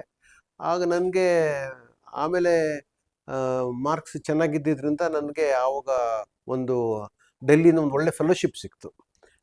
ಅದು ತುಂಬ ಪ್ರೆಸ್ಟೀಜಿಯಸ್ ಫೆಲೋಶಿಪ್, ಅದು UGCದು. ಹಾಗಾಗಿ ನಾನು PhD ಶುರು ಮಾಡಿದೆ ನಾನು. ಅದೇ ಸರ್, ಇಂಗ್ಲೀಷ್ ಭಾಷೆನೇ ಪರ್ಟಿಕ್ಯುಲರ್ ಸೆಲೆಕ್ಟ್ ಮಾಡೋದಕ್ಕೆ ಕಾರಣ ಏನು ಸರ್? ಅಂದರೆ ಭಾಷೆ ಅಂತ ಅನ್ನೋದು ನಿಮಗೆ ಕನ್ನಡದ ಥರನೇ ಭಾವನೆ ಕೂಡ ಇಂಗ್ಲೀಷ್ನಲ್ಲಿ ಕೂಡ ಹುಟ್ಟಿತಾ, ಇಲ್ಲ ಮನೆಯವ್ರು ಫೋರ್ಸ್ಫುಲ್ ಆಗಿ ಇಂಗ್ಲೀಷಿಗೆ ಹಾಗೇನಿಲ್ಲ, ಮನೆಯವ್ರದ್ದು ಅಂಥದ್ದೇನು ಅವರ ಒತ್ತಾಯ ಏನಿರಲಿಲ್ಲ. ಆದರೆ ಇಂಗ್ಲೀಷ್ MA ಮಾಡಿ ನನಗೆ ಒಳ್ಳೆ ಮಾರ್ಕ್ಸ್ ಬಂದಿದ್ದರಿಂದಾಗಿ ಇದ್ರ ಏನೋ ಚೆನ್ನಾಗಿ ಏನೋ ಒಳ್ಳೆ ಕೆಲಸ ಮಾಡ್ಬೋದು ಅಂತ, ಅಲ್ಲಿ ಇಂಗ್ಲೀಷ್ ಡಿಪಾರ್ಟ್ಮೆಂಟಲ್ಲಿ PhD ಮಾಡ್ತಾ ಇದ್ದಾನೆ ಅನ್ನೋದು ಒಂದು ತುಂಬ ತುಂಬ ದೊಡ್ಡ ವಿಷಯ. ಆಗ ನಾವು 70ರ ದಶಕದಲ್ಲಿ ಎಲ್ಲ ಹೆಚ್ಚು ಜನಕ್ಕೆ ಮಾಡೋಕ್ಕಾಗ್ತಾ ಇರಲಿಲ್ಲ. ಆಮೇಲೆ ಒಂದು ಏನಂದರೆ, ನನ್ನ ತಂದೆ ಅವರು ಕೂಡ ಸರ್ಕಾರದ ಅಧಿಕಾರಿ ಆಗಿದ್ದರಿಂದ ತುಂಬ ಎನ್ಕರೇಜ್ ಮಾಡೋರು. ಅವ್ರಿಗೂ PhD ಮಾಡ್ತಿದ್ದಾನೆ ಅಂದರೆ ಒಂದು ತುಂಬ ಹೆಮ್ಮೆ ವಿಷಯನೇ. ಮಾಡು ಅಂತ ಇದು ಮಾಡಿದ್ರು. ಸಾಕಷ್ಟು ಕೆಲಸ ಸಿಕ್ತು ನನಗೆ, M.Ed ಕೂಡ ಮಾಡಿದ್ರಿಂದಾಗಿ ಆಗ ತುಂಬ ಕೆಲಸಗಳು ಸಿಕ್ತು. ಆದರೆ ನನಗೆ ಯಾವುದಕ್ಕೆ ಹೋಗೋಕ್ಕೆ ನನಗೆ ಅಷ್ಟು ಮನಸ್ಸಿರಲಿಲ್ಲ. PhD ಮಾಡಬೇಕು ಅಂತ ತುಂಬ ಆಸೆ ಇತ್ತು ನನಗೆ. ಸರ್, ನಿಮ್ಮನ್ನ ನೀವು ಪ್ರಾಧ್ಯಾಪಕರಾಗಿ ತುಂಬ ಇಷ್ಟಪಡ್ತೀರಾ, ಇಲ್ಲ ಲೇಖಕರಾಗಿ ತುಂಬ ಇಷ್ಟಪಡ್ತೀರಾ ಸರ್? ಅದು ತುಂಬ ಕಷ್ಟವಾದ ಪ್ರಶ್ನೆ ಕೇಳ್ಬಿಟ್ರಲ್ಲ ನೀವು. ಕ್ಲಾಸ್ ರೂಮ್ಗೆ ಹೋದಾಗ ನೀವು ಪಾಠ ಮಾಡ್ಬೇಕಾದ್ರೆ ಅದರ ಅನುಭವನೇ ಬೇರೆ. ಒಂದು ಬೇರೆಯವ್ರಿಗೆ ಒಂದು ಕಷ್ಟವಾದ ಪದ್ಯನೋ ಅಥವಾ ಒಂದು ಕಾದಂಬರಿನೋ ಅಥವಾ ನಾಟಕನೋ ಹೇಳ್ತಾ ಇರ್ಬೇಕಾದ್ರೆ, ಬಟ್ ಅಲ್ಲೂ ನೀವು ಭಾಳ ಕ್ರಿಯಾತ್ಮಕವಾಗಿ ಕ್ರಿಯೇಟಿವ್ ಆಗಿ ಯೋಚನೆ ಮಾಡಲೇಬೇಕಾಗ್ತಾ ಇರುತ್ತೆ ಅದು. ಏಕೆಂದರೆ ತುಂಬ ನೀವು ಈ ಅನಿರೀಕ್ಷಿತವಾದ ಪ್ರಶ್ನೆಗಳನ್ನು, ಒಳ್ಳೆ ಪ್ರಶ್ನೆಗಳನ್ನು ಹುಡುಗ ಸ್ಟೂಡೆಂಟ್ಸ್ ಕೇಳ್ತಾರೆ. ಸೊ ನೀವು ಯಾವಾಗಲೂ ಕ್ರಿಯೇಟಿವ್ ಆಗೂ ಇರಬೇಕಾಗತ್ತೆ, ಕನ್ಸ್ಟ್ರಕ್ಟಿವ್ ಆಗೂ ಇರಬೇಕಾಗತ್ತೆ, ಕ್ರಿಟಿಕಲ್ ಆಗೂ ಇರಬೇಕಾಗತ್ತೆ ನೀವು ಕ್ಲಾಸ್ನಲ್ಲಿ ಪಾಠ ಮಾಡ್ಬೇಕಾದ್ರೆ. ಆಮೇಲೆ PhD ಸ್ಟೂಡೆಂಟ್ಸ್ಗೆ ಅವರ ಬರೆದು ಕೊಟ್ಟಾಗ ಅದನ್ನು ಸೂಪರ್ವಿಷನ್ ಮಾಡ್ಬೇಕಾದ್ರೆ, ಅವ್ರಿಗೆ ಮಾರ್ಗದರ್ಶನ ಕೊಡ್ಬೇಕಾದ್ರೆ, ಅದು ಕೂಡ ನಿಮ್ಗೆ ಕ್ರಿಯೇಟಿವ್ ಆಗಿ ಒಂಥರದಲ್ಲಿ ಒಂದು ಕ್ರಿಯೇಟಿವ್ ಎಲಿಮೆಂಟು, ನಿಮ್ಮ ಕ್ರಿಟಿಕಲ್ ಎಲಿಮೆಂಟ್ ಒಟ್ಟೊಟ್ಟಿಗೆ ಹೋಗುತ್ತವೆ ಅವು. ನೀವು ಎರಡನ್ನು ವಿಂಗಡಿಸಿ ಬೇರ್ಪಡಿಸೋದು ಸ್ವಲ್ಪ ಕಷ್ಟನೇ, ಜೊತೆಗೆ ಹೋಗ್ತಾ ಇರ್ತವೆ ಅವು. ಆಮೇಲೆ ನೀವು ಎಷ್ಟೇ ಕ್ರಿಯೇಟಿವ್ ಆಗಿ ಬರೆದ್ರೂ ಕ್ರಿಟಿಕಲ್ ಆಗಿ ಮನಸ್ಸು ಯೋಚನೆ ಮಾಡ್ತಾನೆ ಇರುತ್ತೆ ಅವು. ಇದು ಸರಿಯಾಗಿ ಬರೀತಾ ಇದ್ದೀನೋ ಇಲ್ವೋ ಅಂತ. ಸರ್, ನೀವು ಬರಿತಾ ಇರೋ ಕಥೆಗಳಲ್ಲಿ ಯಾವತ್ತಾದ್ರೂ ನೀವು ಕಂಡ್ಕೊಂಡಿದ್ದೀರಾ ಸರ್? ಕತೆ ನಾಯಕನಾಗಿ, ನಾಯಕನ ಸ್ನೇಹಿತನಾಗಿ? ಈಗ ನನ್ನ ಸ್ವಲ್ಪ ಕೆಲವು ವರ್ಷಗಳಿಂದ ಬಂದ ನನ್ನದೊಂದು ಕಿರು ಕಾದಂಬರಿ, ಅದು ಕಾಂಚನ ಸೀತಾ. ಅದು ನಾನು ಬೆಳೆದಿದ್ದೆಲ್ಲ ತುಂಬ ಚಿಕ್ಕವನಾಗಿದ್ದಾಗ ಚಾಮರಾಜನಗರದಲ್ಲಿ. ಅನಂತಮೂರ್ತಿಯವರು ಯಾವಾಗಲೂ ಹೇಳೋರು, ನಿಮಗೆ ಬಾಲ್ಯದಲ್ಲಿರೋ ಆಗೋ ನಿಮ್ಮ ಅನುಭವ, ನೀವು ಕ್ರಿಯೇಟಿವ್ ಫಿಲ್ಮ್ ಮೇಕರ್ ನೀವು. ಅದು ನಿಮಗೆ ಕಾಡೋಷ್ಟು ನೀವು ವಯಸ್ಸಾದ್ಮೇಲೆ ನಿಮ್ಗೆ ಏನು ಬೇರೆ ಅನುಭವಗಳು ಕಾಡಲ್ಲ. ಅನುಭವಗಳು ಗಾಢವಾಗಿರ್ಬೋದು ಕೂಡ, ಆದರೆ ನೀವು ಬಾಲ್ಯಾವಸ್ಥೆಯಲ್ಲಿ ನೀವು ಚಿಕ್ಕ ಹುಡುಗರಾಗಿದ್ದಾಗ ಕಳೆದ ಆ ಅನುಭವಗಳು ನಿಮ್ಮ ಮನಸ್ಸಲ್ಲಿರೋದು, ಅದು ನಿಮ್ಮ ಕಡೇ ದಿನದವರೆಗೂ ಇದ್ದೇ ಇರುತ್ತೆ ನಿಮ್ಮ ಜೊತೆ. ಆಮೇಲೆ ಆವಾಗ ನಮ್ಮ ವಿದ್ಯಾರ್ಥಿಗಳಿಗೆ ಯಾವಾಗಲೂ ಹೇಳ್ತಾ ಇರ್ತೀನಿ ನಾನು, ಅನುಭವ ಆಗ್ಬಿಡುತ್ತೆ. ಅನುಭವ ಆದರೆ ಅವಾಗ ಅರ್ಥ ಆಗಿರೋದಿಲ್ಲ. ನೀವು ಅನುಭವನ ಅರ್ಥೈಸಿಕೊಳ್ಳುವಂಥ ಪ್ರಕ್ರಿಯೆ ಜೀವನ ಪೂರ್ತಿ ನಡೀತಾನೆ ಇರುತ್ತೆ. ಯಾವಾಗಲೂ ಚಿಕ್ಕ ವಯಸ್ಸಿಂದ ಯಾವುದೋ ಒಂದು ಅನುಭವ, ಅರೆ ಇದ್ರ ಅರ್ಥ ಇದಲ್ವಾ ಅಂತ ಯಾವಾಗಲೂ ಹೊಳೆಯುತ್ತೆ. ಆ ಗಳಿಗೆಯಲ್ಲಿ ನಿಮ್ಗೆ ಅರ್ಥ ಆಗದೆ ಇರ್ಬೋದು. ಅದರದ ಸಂಕೀರ್ಣವಾದ ಅರ್ಥ ನಿಮ್ಗಾಗೋದು ನಿಧಾನವಾಗಿ. ಅದೇ ಅನುಭವ ಪದೇ ನಿಮಗೆ ಮರುಕಳಿಸ್ತಾನೂ ಇರುತ್ತೆ, ಬೇರೆ ಬೇರೆ ಅರ್ಥಗಳನ್ನು ಪಡ್ಕೋತಾನೂ ಇರುತ್ತೆ. ಆ ಅರ್ಥಗಳನ್ನು ಪಡ್ಕೊಳ್ಳೋವಂಥ ಅನುಭವನೇ ನಾವು ಸೃಜನಾತ್ಮಕ ಲೇಖಕ ಮಾಡ್ತಾನೆ ಇರ್ತಾನೆ ಅಂತ ಅನಿಸುತ್ತೆ ನನಗೆ. ನೀವು ಬರೆದಿರೋ ಕತೆ ಕಾದಂಬರಿನ ಯಾರಾದರೂ ಓದಿ ಸರ್ ಇದು ನನ್ನ ಕತೆ, ನನ್ನ ಜೀವನ ಕತೆ ಅಂತ ಯಾರಾದರೂ ಹೇಳಿದಾರೆ ಸರ್? ತುಂಬ ಜನ ಹೇಳಿದಾರೆ ರೀ. ಹಾಂ ಸರ್. ಅಯ್ಯೋ, ಇತ್ತೀಚೆಗೆ ಯಾವುದೋ ಒಂದು ನನ್ನ ತರಂಗದಲ್ಲಿ ಒಂದೊಂದು ಕತೆ, ಆ, ಅದರ ಹೆಸರು ಮರ್ತೆ, ಶೀರ್ಷಿಕೆ ಮರ್ತೆ. ಅದರ ಸಾಕಷ್ಟು ಜನ, ಅಯ್ಯೋ ನಮ್ಮನೇಲಿ ಇದೇ ಥರ ಆಯಿತು, ನಮ್ಮನೇಲಿ ಇದೇ ಥರ ಆಯಿತು, ಅರೆ ಅದೆಂಗೆ ಅಂತ. ಆಮೇಲಂತೂ ಇನ್ಯಾರೊಬ್ಬರು ನನ್ನ ಮೇಲೆ, ಅವ್ರು ಯಾರು ಪರಿಚಯ ಇಲ್ಲ, ಅವ್ರು ಫೋನ್ ಮಾಡಿ ಅದು ಹೆಂಗೋ ಫೋನ್ ನಂಬರ್ ಪಡ್ಕೊಂಡು, ಇದು ನನ್ನ ಅನುಭವ, ನಿಮ್ಗೆ ಹೆಂಗೆ ಸಿಕ್ತು ನಿಮಗೆ ಅಂತ ಪ್ರಶ್ನೆ ಕೇಳಿದ್ರು ನನಗೆ. ಆಮೇಲೆ ಆ ಥರ ಒಂದೊಂದು ಕತೆ ಬರೆಯುವಾಗ ಏನೇನೋ ಅಂತ ಅಲ್ಲ ಅನುಭವ ಆಗುತ್ತೆ. ನಾನು ಭಾಳ ಹಿಂದೆ ಒಂದು 20 ವರ್ಷದಿಂದ ಒಂದು ಕತೆ ಬರೆದಿದ್ದೆ. ಸ್ವಿಮ್ಮಿಂಗ್ ಪೂಲ್ಗೆ ಒಬ್ಬ ಹೋಗಿ ಅವ್ನಿಗೇನೋ ಆಗಿ ಅವನ ಥರದನ್ನೇ ಇನ್ನೊಬ್ಬ ಆಗಿ ಅವನು ಕಡೆಗೆ ಸಾಯಿಸ್ಬಿಡ್ತಾರೆ. ಆ ಥರ ಒಂದು ಕತೆ. ನನ್ನ ಸ್ನೇಹಿತರೊಬ್ಬರು, ಅದು ಪಬ್ಲಿಷ್ ಎಲ್ಲ ಆಯಿತು, ತರಂಗ ಎಲ್ಲೋ ಸುಧಾದಲ್ಲೋ ಅಥವಾ ತರಂಗದಲ್ಲೋ ಪಬ್ಲಿಷ್ ಆಯಿತು ಆ ಕತೆ. ನನ್ನ ಹೆಸರು ಕೂಡ ಮರ್ತಿದ್ದೀನಿ. ಅವರು ಸತ್ಯಜಿತ್ ರೇದು ಇದೇ ಕತೆ ಇದೆ, ನೀವು ಅದನ್ನ ನೋಡಿದ್ದೀರಾ ಅಂದರು. ಸತ್ಯಜಿತ್ ರೇದ್ ನಾನೇನು ಅಲ್ಲಿವರೆಗೂ ಓದೇ ಇರಲಿಲ್ಲ. ಅರೆ, ಅದು ಅವಳಿ ಜವಳಿಗಳ ಥರದ ಕತೆನೆ. ಕಂಬಾರರ ಕತೆಗಳಲ್ಲಿ ತುಂಬ ಬರುತ್ತೆ ಅವಳಿ ಜವಳಿ, ಇದು ತುಂಬ ಇರುತ್ತೆ ಅವರಲ್ಲಿ. ಜೋ ಕುಮಾರಸ್ವಾಮಿ ಆಗಲಿ ಅಥವಾ ಅವ್ರು ಬಂದಿರೋ ಮುಂದೆ ಬಂದ ನಾಟಕಗಳಲ್ಲಾಗಲಿ ತುಂಬ ಇರುತ್ತೆ ಈ ಅವಳಿ ಜವಳಿ ಕತೆಗಳು. ಏಕರಾಮನ ಅದನ್ನ ಜಾನಪದದಲ್ಲಿ ತುಂಬ ಇದೆ ಅದು. ನನಗೆ ಈ ಸತ್ಯಜಿತ್ ರೇ ಬರೆದಿದ್ದಾರೆ ಅಂತ ಗೊತ್ತೇ ಇರಲಿಲ್ಲ. ನನಗೆ ಫಿಲ್ಮ್ ಮೇಕರ್ ಅಂತ ಗೊತ್ತಿತ್ತು, ರೈಟರ್ ಅಂತ ಗೊತ್ತಿರಲಿಲ್ಲ. ಆಮೇಲೆ ತರಿಸ್ಕೊಂಡು ಓದಿದೆ ಅದನ್ನು. ಅಯ್ಯೋ ಎಷ್ಟು ಸಿಮಿಲಾರಿಟಿಗಳಿದೆಯಲ್ಲ ಅಂತ ನನಗೆ ಆಶ್ಚರ್ಯ ಆಯಿತು. ಆ ಥರ ತುಂಬ ಆಗ್ತಾನೆ ಇರುತ್ತೆ. ನನಗೂ ಹಿಂಗೆ ಆಯಿತು, ಈ ಅನುಭವ ಆಯಿತು, ನಿಮ್ಗೆ ಹೆಂಗೆ ಗೊತ್ತು ಅಂತ. ಅದಕ್ಕಿಂತ ತಮಾಷೆ ಆಗಿರೋದು, ನಂಗೆ ಸಾಕಷ್ಟು ಜನ ನಂಗೆ ಈ ಥರ ಅನುಭವ ಆಗಿದೆ, ಅನುಭವನ ನಿಮ್ಗೆ ಹೇಳ್ತೀನಿ ಕತೆ ಮರೀರಿ ಅಂತಾರೆ. ಅದು ಸಾಧ್ಯನೇ ಆಗದ ಕೆಲಸ. ಅದು ನಾನು ಹೇಳ್ತೀನಿ, ನೀವೇ ಬರೀಬೇಕು ಅದನ್ನು. ನಿಮ್ಮ ಅನುಭವ ನನ್ನ ಅನುಭವ ಆಗೋಕ್ಕೆ ಸಾಧ್ಯನೇ ಇಲ್ಲ. ಅದಕ್ಕೆ ಸಾಕಷ್ಟು ಸಿಮಿಲಾರಿಟೀಸ್ ಇರ್ಬೋದು, ಆದರೆ ನಿಮ್ಮ ಅನುಭವ ನಿಮ್ಮದು, ನನ್ನ ಅನುಭವ ನನ್ನದು. ನಿಮ್ಮ ಅನುಭವ ನಾನು ತೊಗೊಂಡು ಬರೆಯೋಕ್ಕೆ ಭಾಳ ಕಷ್ಟ. ಅದು ಹೊರಗಡೆಯಿಂದ ಬರುತ್ತೆ ಹೊರತು ಒಳಗಡೆಯಿಂದನೇ ಬರಬೇಕಲ್ವ ಕತೆ ಬರೆಯೋದು. ಹಾಗೆ ಅದು ತುಂಬ ಜನ ಹೇಳಿದ್ದಾರೆ ನನಗೆ. ಅಯ್ಯೋ ನನಗೆ ಇದು ನೋಡಿ ನನ್ನದೇ ಅನುಭವ ಅನಿಸ್ಬಿಡ್ತು ಅಂತಾರೆ. ಆಮೇಲೆ ನಿಮ್ಗೆ ನನ್ನ ವಿಷಯನೇ ನಿಮಗೆ ಗೊತ್ತಾಗಿದೆ ಅಂತಾರೆ. ಈ ಥರ ಕೆಲವು ಟೈಮ್ ತುಂಬ ತಮಾಷೆಯಾಗೂ ಇರುತ್ತೆ, ಕೆಲವು ಟೈಮು ಏನಪ್ಪ ಹಿಂಗೆ ಅಂತಾನೂ ಅನಿಸುತ್ತೆ. ಅದಕ್ಕೇನು ಮಾಡೋಕ್ಕಾಗಲ್ಲ. ಹಾಂ ಸರ್. ನೀವು ಬರೆದಿರೋ ಹೊಸ ಕತೆ, ನಿಮ್ಮದೇ ಆದ ಕತೆಗಳನ್ನ ತುಂಬ ಇಷ್ಟಪಡ್ತೀರಾ, ಇಲ್ಲ ಬೇರೆ ಭಾಷೆಯಿಂದ ಅನುವಾದ ಮಾಡಿರೋ ಕತೆಗಳನ್ನ ತುಂಬ ಇಷ್ಟಪಡ್ತೀರಾ ಸರ್? ಅಂದರೆ ನಾನೇ ಅನುವಾದ ಮಾಡಿರೋದು? ನೀವೇ ಅನುವಾದ ಮಾಡಿರೋದು? ನಾನು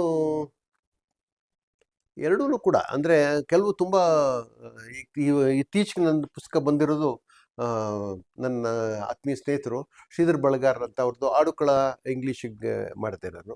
ಅದಕ್ಕೆ ಹಿಂದೆ ಪೂರ್ಣಚಂದ್ರ ತೇಜಸ್ವಿಯವ್ರದ್ದು ಅದ್ಭುತವಾದ ಕಾದಂಬರಿ ಮಾಯಾಲೋಕ, ಅದು ಇಂಗ್ಲೀಷಿಗೆ ಮಾಡಿದೆ. ಪಾಪ ಅವರು ಮತ್ತು ಹೆಂಡತಿ ಅವರು ಪಾಪ ತೀರ್ಕೊಂಡ್ಬಿಟ್ಟಿದ್ರು ನಾವು ಪಬ್ಲಿಷ್ ಆಗೋ ಹೊತ್ತಿಗೆ. ಅದು ನನಗೆ ಅದು ಅದ್ಭುತವಾದ ಕಥೆಗಳು ಅನಿಸ್ತಾನೆ ಅಂತ.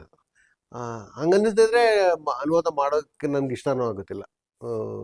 ಅಂಥ ಒಳ್ಳೆ ಕಾದಂಬರಿ ಅನಿಸಿದ್ದಕ್ಕೇ ನಾನು ಮಾಡಬೇಕು ಅಂತ ಅನ್ಸುತ್ತೆ. ಅದೊಂಥರ ನಿಮ್ಗೆ ಹಿಡಿಬೇಕು. ಅದು ಇಲ್ದಿದ್ರೆ ಮಾಡೋಕ್ಕೆ, ನಿಮ್ಗೆ ಅನುವಾದ ಮಾಡೋಕ್ಕೆ ನಿಮ್ಗೆ ಮನಸ್ಸು ಆಗೋದಿಲ್ಲ. ಆಮೇಲೆ ಆ ಕಡೆಗೆ ಆ ಕೆಲಸ ಚೆನ್ನಾಗೂ ಆಗೋದು ಇಲ್ಲ ಅದು.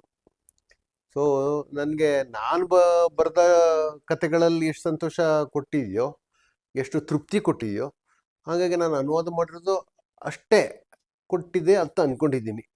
ಆದರೆ ತುಂಬ ಗಾಢವಾಗ ಪ್ರಶ್ನೆ ಕೇಳ್ಕೊಂಡಾಗ, ನಾನೇ ಕ್ರಿಯೇಟಿವ್ ಆಗಿ ಸೃಜನಾತ್ಮಕವಾಗಿ ಕತೆ ಬರೆಯೋದು ಕೊಡೋ ಆನಂದನೇ ಬೇರೆ, ಅನುವಾದ ಮಾಡಿದಾಗ ಕೊಡುವಂಥ ನಿಮಗೆ ತೃಪ್ತಿನೇ ಬೇರೆ. ಎರಡೂ ಸ್ವಲ್ಪ ಬೇರೆ ಬೇರೆ ಥರದ್ದು. ಸೊ ಚಿಕ್ಕಂದಿನಿಂದ ಇಲ್ಲಿಯವರೆಗೂ ನೀವು ಕತೆ ಕೇಳೋದನ್ನ ತುಂಬ ಇಷ್ಟಪಡ್ತೀರಾ, ಇಲ್ಲ ಕತೆ ಹೇಳೋದಕ್ಕೆ ತುಂಬ ಇಷ್ಟಪಡ್ತೀರಾ? ನೀವು ತುಂಬ ಒಳ್ಳೆ ಪ್ರಶ್ನೆ ಕೇಳಿದ್ರಿ. ನಾವೇನು ಮಾಡವೆ, ನನ್ನ ಮಕ್ಕಳು ಚಿಕ್ಕವರಾಗಿದ್ದಾಗ ಕತೆ ಬರ್ದಾಗ, ಇನ್ನು ಚಿಕ್ಕವರು, ಇನ್ನೂ ಪ್ರೈಮರಿ ಸ್ಕೂಲಲ್ಲಿ ಅಲ್ಲೇ ಪ್ರಿಂಡ್ಲಿ ಸ್ಕೂಲ್ಗೆ ಹೋಗೋರು ಅಷ್ಟೇ. ಅಂದರೆ ನಾನು ಬರೆಯೋ ಕತೆಗಳು ಅವ್ರಿಗೆ ಅರ್ಥ ಆಗ್ತಾ ಇರಲಿಲ್ಲ ಅನ್ಸುತ್ತೆ, ಯಾಕಂದ್ರೆ ತುಂಬ ಚಿಕ್ಕ ಮಕ್ಕಳು ಅವರು. ಆದರೆ ನಾನು ಕತೆ ಓದ್ತಿದ್ದೆ ಅವ್ರಿಗೆ ಅವ್ರ ಕುತೂಹಲ ಆಗಿ ಆಮೇಲೆ ಏನಾಗುತ್ತೆ ಅಂದ ಕೇಳ್ತಾ ಇರೋರಲ್ಲ, ನಂಗೆ ಅದರಿಂದಾಗಿ ಇದು ಒಳ್ಳೆ ಕತೆ ಅನಿಸೋದು.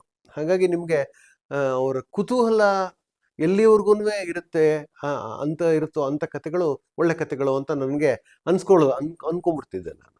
ಸರ್, ನಿಮ್ಮ ಪ್ರಕಾರ ಒಳ್ಳೆ ಕತೆ ಅಂತಂದ್ರೆ ಏನಿರ್ಬೇಕು? ಆ ಕಥೆಯಲ್ಲಿ ನಿಮಗೆ ಬ್ರೇಕೇ ಮಾಡೋಕ್ಕಾಗದೇ ಇರೋಂಥ ಶಬ್ದಗಳು ಇರ್ಬೇಕಾ, ಇಲ್ಲ ಕಥೆಯಲ್ಲಿ ಒಂದು ಭಾವನೆ ಇರ್ಬೇಕಾ, ಇಲ್ಲ ಕತೆ ಅರ್ಥಪೂರ್ಣವಾಗಿರ್ಬೇಕಾ? ಒಂದು ಒಳ್ಳೆ ಕತೆ ಅನ್ಬೇಕಾದ್ರೆ ಆ ಮೂರೂ ಇರಬೇಕು. ಅರ್ಥಪೂರ್ಣವಾಗೂ ಇರಬೇಕು, ಮತ್ತು ಒಂದೊಂದು ಕುತೂಹಲ ಚಿಕ್ಕ ಕಥೆಗಳಲ್ಲಿ ಆಮೇಲೆ ಒಂದೊಂಥರ ನಿಮ್ಗೊಂದು ಕುತೂಹಲನೂ ಇರಬೇಕು. ಆಮೇಲೆ ಅದು ಯಾಕಂದರೆ ನಿಮಗೆ 4-5 ಪೇಜಲ್ಲಿ ಮುಗಿದೋಗ್ಬಿಡುತ್ತೆ, ಒಂದು 20 ನಿಮಿಷದಲ್ಲಿ ಕತೆ ಓದಿ ಮುಗಿಸ್ಬಿಡ್ಬೋದಲ್ಲ. ಸೊ ಅದನ್ನು ನಿಮ್ಗೆ ಅದು ನಿಮ್ಮ ಇಂಟ್ರೆಸ್ಟ್ ಮೇಂಟೈನ್ ಆಗಬೇಕು. ಅದು ಇಲ್ದರೆ ಅಷ್ಟೇ ಬಿಟ್ಬಿಡ್ತಾರೆ ಇದಾದ್ರೆ. ಆಮೇಲೆ ಈಗಿನ ಕಾಲದಲ್ಲಂತೂ ದೊಡ್ಡ ದೊಡ್ಡ ಮ್ಯಾಗ್ಝಿನ್ಗಳು ಕತೆಗಳನ್ನು ಪಬ್ಲಿಷೇ ಮಾಡಲ್ಲ. ಈಗ ಹಂಗಾಗಿದೆ. ಸುಧಾದಲ್ಲಿ ಅಷ್ಟು ಒಳ್ಳೆ ಕತೆಗಳು ಬರ್ತಿದ್ದೆ, ಅವರು ಹೆಚ್ಚು ಕತೆಗಳು ಹಾಕಲ್ಲ ಈಗ ಅವರು. ಪ್ರಜಾವಾಣಿ ಕೂಡ ಹಾಗೆ ಆಗಿದೆ. ಯಾರಾದರೆ ತರಂಗದವರು ಇನ್ನೂ ಕತೆಗಳನ್ನು ಪಬ್ಲಿಷ್ ಮಾಡ್ತಾನೆ ಇದ್ದಾರೆ. ನಾನು ಇತ್ತೀಚೆಗೆ ಒಂದು ಕತೆ ಶೋಧ ಅದರಿಂದನೇ ಅಲ್ಲೇ ಬಂತು. ಸೊ ನಿಮ್ಗೆ ಆ ಎಲ್ಲ ಎಲಿಮೆಂಟ್ಗಳು ಇರಲೇಬೇಕು. ಒಂದು ಕತೆ ಬರಿತಾ ಇರ್ಬೇಕಾದ್ರೆ ಎಲ್ಲ ನೀವು ಹೇಳಿದ್ರಲ್ಲ ಅವೆಲ್ಲ ಒಂದು ಲೆವೆಲ್ ಆಗಿ ಬ್ಯಾಲೆನ್ಸ್ಡ್ ಆಗಿ ಬಂದರೆ ಒಳ್ಳೆ ಕತೆ ಆಗುತ್ತೆ. ಇಲ್ಲದೇ ಕತೆ ಫೇಲ್ಯೂರ್ ಆಗಿಬಿಡುತ್ತೆ. ನಮ್ಮ ಕರ್ನಾಟಕದಲ್ಲಿ ಪರಭಾಷೆ ಹೇರಳಿಕೆ ಬಗ್ಗೆ ನೀವೇನು ಹೇಳಲಿಕ್ಕೆ ಇಷ್ಟಪಡ್ತೀರಾ ಸರ್? ಪರಭಾಷೆ ಹೇರಳಿಕೆ ಬಗ್ಗೆ ಅಂದರೆ ನೀವು ಬೆಂಗಳೂರಿಗೆಲ್ಲ ಹೋದರೆ ಕನ್ನಡಕ್ಕಿಂತ ಹೆಚ್ಚಾಗಿ ಪರಭಾಷೆನೇ ಜಾಸ್ತಿ ಮಾತಾಡೋದು. ಮ್ಯಾಕ್ಸಿಮಮ್ ಹಿಂದಿ ಮಾತಾಡ್ತಾರೆ. Hindi is a national language ಅಂತ. ಕನ್ನಡನ ಬಳಸ್ತವ್ರಾ ಇಲ್ಲ ಬೆಳೆಸ್ತವ್ರಾ ಸರ್? ಅದು ಇಂಗ್ಲೀಷ್ನಲ್ಲಿ ಮೆಟ್ರೋಪೊಲಿಸ್ ಅಂತಾರೆ. ಬೆಂಗಳೂರು ಸಿಟಿನೂ ಆದ್ಮೇಲೆ ಮೆಟ್ರೋಪೊಲಿಸ್ ಆಗ್ಬಿಟ್ಟಿದೆ. ನೀವು ಮೆಟ್ರೋಪೊಲಿಸ್ ಆಗಿರುವಂಥ ಕಡೆಯಲ್ಲಿ ನೀವು ಮತ್ತೆ ತುಂಬ ಎಲ್ಲ ಕನ್ನಡದಲ್ಲಿ ಮಾತಾಡಬೇಕು ಅಂದರೆ, ಯಾಕಂದರೆ ಅಲ್ಲಿ ಅದು ಒಂಥರ ಅದು ವಾಣಿಜ್ಯ ನಗರಿ ಆಗ್ಬಿಟ್ಟಿದೆ. ಈಗ ಅಲ್ಲಿ ನೀವು ಬಾಂಬೆಗೆ ಹೋಗ್ಬಿಟ್ಟು ನೀವು ಅಲ್ಲಿ ಯಾರು ಪ್ಯೂರ್ ಮರಾಠಿನೂ ಭಾಳ ಕಮ್ಮಿ ಮಾತಾಡೋದು, ಪ್ಯೂರ್ ಹಿಂದಿನೂ ಮಾತಾಡೋದು ಭಾಳ ಕಮ್ಮಿ. ಅದು ಬೇರೆ ಥರ ಹಿಂದಿ ಮಾತಾಡ್ತಾರೆ. ಆ ಥರದಲ್ಲಿ ಆದರೆ ಸ್ಪಷ್ಟವಾಗಿ ತುಂಬ ಸರಳವಾಗಿ ತುಂಬ ಒಳ್ಳೆಯ ಹಿಂದಿ ಮಾತಾಡೋರು ಇರ್ತಾರೆ ಅಲ್ಲಿ. ಹಾಗೆ ಇಲ್ಲೂ ಇರ್ತಾರೆ, ಆದರೆ ನಮ್ಗೆ ಹೆಚ್ಚು ಗೊತ್ತಾಗೋದಿಲ್ಲ. ಅದು ನೀವು ಬೀದಿನಲ್ಲೇ ಬಸ್ನಲ್ಲೆಲ್ಲ ಹೋಗ್ಬೇಕಾರೆ, ರಸ್ತೆಯಲ್ಲಿ ಹೋಗ್ಬೇಕಾರೆ ಹಿಂದಿ ತಮಿಳು ಅಂಥವೆಲ್ಲ ಕೇಳಿಸ್ಕೊತಾರೆ. ಅದೇನು ಮಾಡೋಕ್ಕಾಗಲ್ಲ ಅನ್ಸುತ್ತೆ. ಯಾಕಂದರೆ ಅದು ಹೆಚ್ಚೆಚ್ಚು ಜನ ಆಚೆಯಿಂದ ಬರ್ತಾನೆ ಇರ್ತಾರಲ್ಲ. ಬೆಂಗಳೂರಂಥ ಊರಿಗೆ, ಬಾಂಬೆ, ಡೆಲ್ಲಿ ಅಂತ ಊರಿಗೆ ದಿನನಿತ್ಯ ಲಕ್ಷಾಂತರ ಜನ ಬರ್ತಿರ್ತಾರೆ. ಲಕ್ಷಾಂತರ ಭಾಷೆ, ಸಂಸ್ಕೃತಿ, ವೇಷಗಳನ್ನು, ಅವರ ಆಚಾರ ವಿಚಾರಗಳನ್ನು, ಅವರ ಆಹಾರ ಪದ್ಧತಿಗಳನ್ನು ತರ್ತಾನೆ ಇರ್ತಾರೆ. ಅದನ್ನು ಒಂದೊಂದು ಸಲ ನಮ್ಮ ಸಂಸ್ಕೃತಿ ಅದನ್ನು ಇಂಟಿಗ್ರೇಟ್ ಮಾಡ್ಕೊಳ್ಳುತ್ತೆ, ಒಂದೊಂದು ಸಲ ಹಾಗೆ ಇಟ್ಕೊಂಡ್ಬಿಡುತ್ತೆ. ಈಗ ನೋಡಿ, ನಾವು ಚಿಕ್ಕವರಾಗಿ ತಿಂತಾ ಇದ್ದ ಊಟಕ್ಕೂ ಈಗ ಎಷ್ಟು ಬದಲಾವಣೆ ಆಗಿಬಿಟ್ಟಿದೆ. ಈಗಂತೂ ಈಗ ಒಂದು 10-20 ವರ್ಷದಲ್ಲಿ ಎಲ್ಲೆಲ್ಲೂ ನಿಮಗೆ ಪಿಜ್ಜಾ ಮಾರೋದು ಇರ್ತಾರೆ, ಬರ್ಗರ್ಗಳು ಮಾರೋ ಅಂಗಡಿಗಳು ಇರ್ತವೆ. ನೀವು ಇನ್ನು ಯಾವುದೋ ಬೇರೆ ದೇಶದಲ್ಲಿ ಇದ್ದೀನಿ ಅನ್ಕೋಬೇಕು. ಹಾಗಾಗಿ ಅದೊಂದು ಈ ಮೆಟ್ರೋಪಾಲಿಟನ್ ಕಲ್ಚರೇ ಆ ಥರ ಆಗಿದೆ ಅಂತ ಅನ್ಸುತ್ತೆ ನನಗೆ. ಅದು ಒಳ್ಳೇದೋ ಅಲ್ವೋ ಕೆಟ್ಟದೋ ನನಗೆ ಗೊತ್ತಿಲ್ಲ. ತುಂಬ ಜನ ಡಾಕ್ಟ್ರುಗಳು ಒಳ್ಳೇದಲ್ಲ ಅಂತಾರೆ ಅದು. ಆದರೆ ನೀವು ನೋಡಿ ಅವ್ರಿಗೆ ಎಷ್ಟು ವ್ಯಾಪಾರ ಆಗುತ್ತೆ, ಎಷ್ಟು ಪಿಜ್ಜಾ ಅಂಗಡಿಗಳಿರುತ್ತೆ. ನಿಮ್ಗೆ 10 ನಿಮಿಷಕ್ಕೆ ಮನೆಗೆ ಬಂದು ತಂದು ಕೊಡ್ತಾನೆ ಅವನು ಅದನ್ನು, ಬರ್ಗರ್ಗಳನ್ನು. ಅದು ಜಂಕ್ ಫುಡ್ಡೇ, ಆದರೆ ಅದರದ್ದು ಅಟ್ರಾಕ್ಷನ್ ಇದೆಯಲ್ಲ. ಬರೀ ಪಿಜ್ಜಾಗಳಿಗೆ ಯಾಕೆ ಬೈಬೇಕು ನೀವು? ಎಲ್ಲ ಯಾವ ರಸ್ತೆನಲ್ಲಿ 3 ಕಡೆ ಚಿಕ್ಕ ಚಿಕ್ಕ ಪೂರಿ ಥರದ್ದು ಮಾರ್ತಾ ಇರ್ತಾರಲ್ಲ. ಅದು ಮೊಮೋಸ್ ಅಲ್ಲ, ಅದು ಸರಿ. ಮತ್ತು ಈ ಪುಟ್ ಪೂರಿಗೆ ಏನೋ ಹಾಕಿ ಮಾಡ್ತಿರ್ತಲ್ಲ, ಪಾನಿಪುರಿ ಥರದ್ದು ಎಷ್ಟು ಇರುತ್ತಲ್ಲ. ಅದು ತುಂಬ ಡಾಕ್ಟ್ರುಗಳು ಒಳ್ಳೆ ನೀರು ಹಾಕಿರಲ್ಲ, ಹುಷಾರಾಗಿ ತಿನ್ನಬೇಡಿ ಅಂತಾರೆ. ಅಲ್ಲಿ ನೋಡಿ ಎಷ್ಟು ಜನ ಹುಡುಗರು ತಿಂತಾ ಇರ್ತಾರೆ ಅದನ್ನು.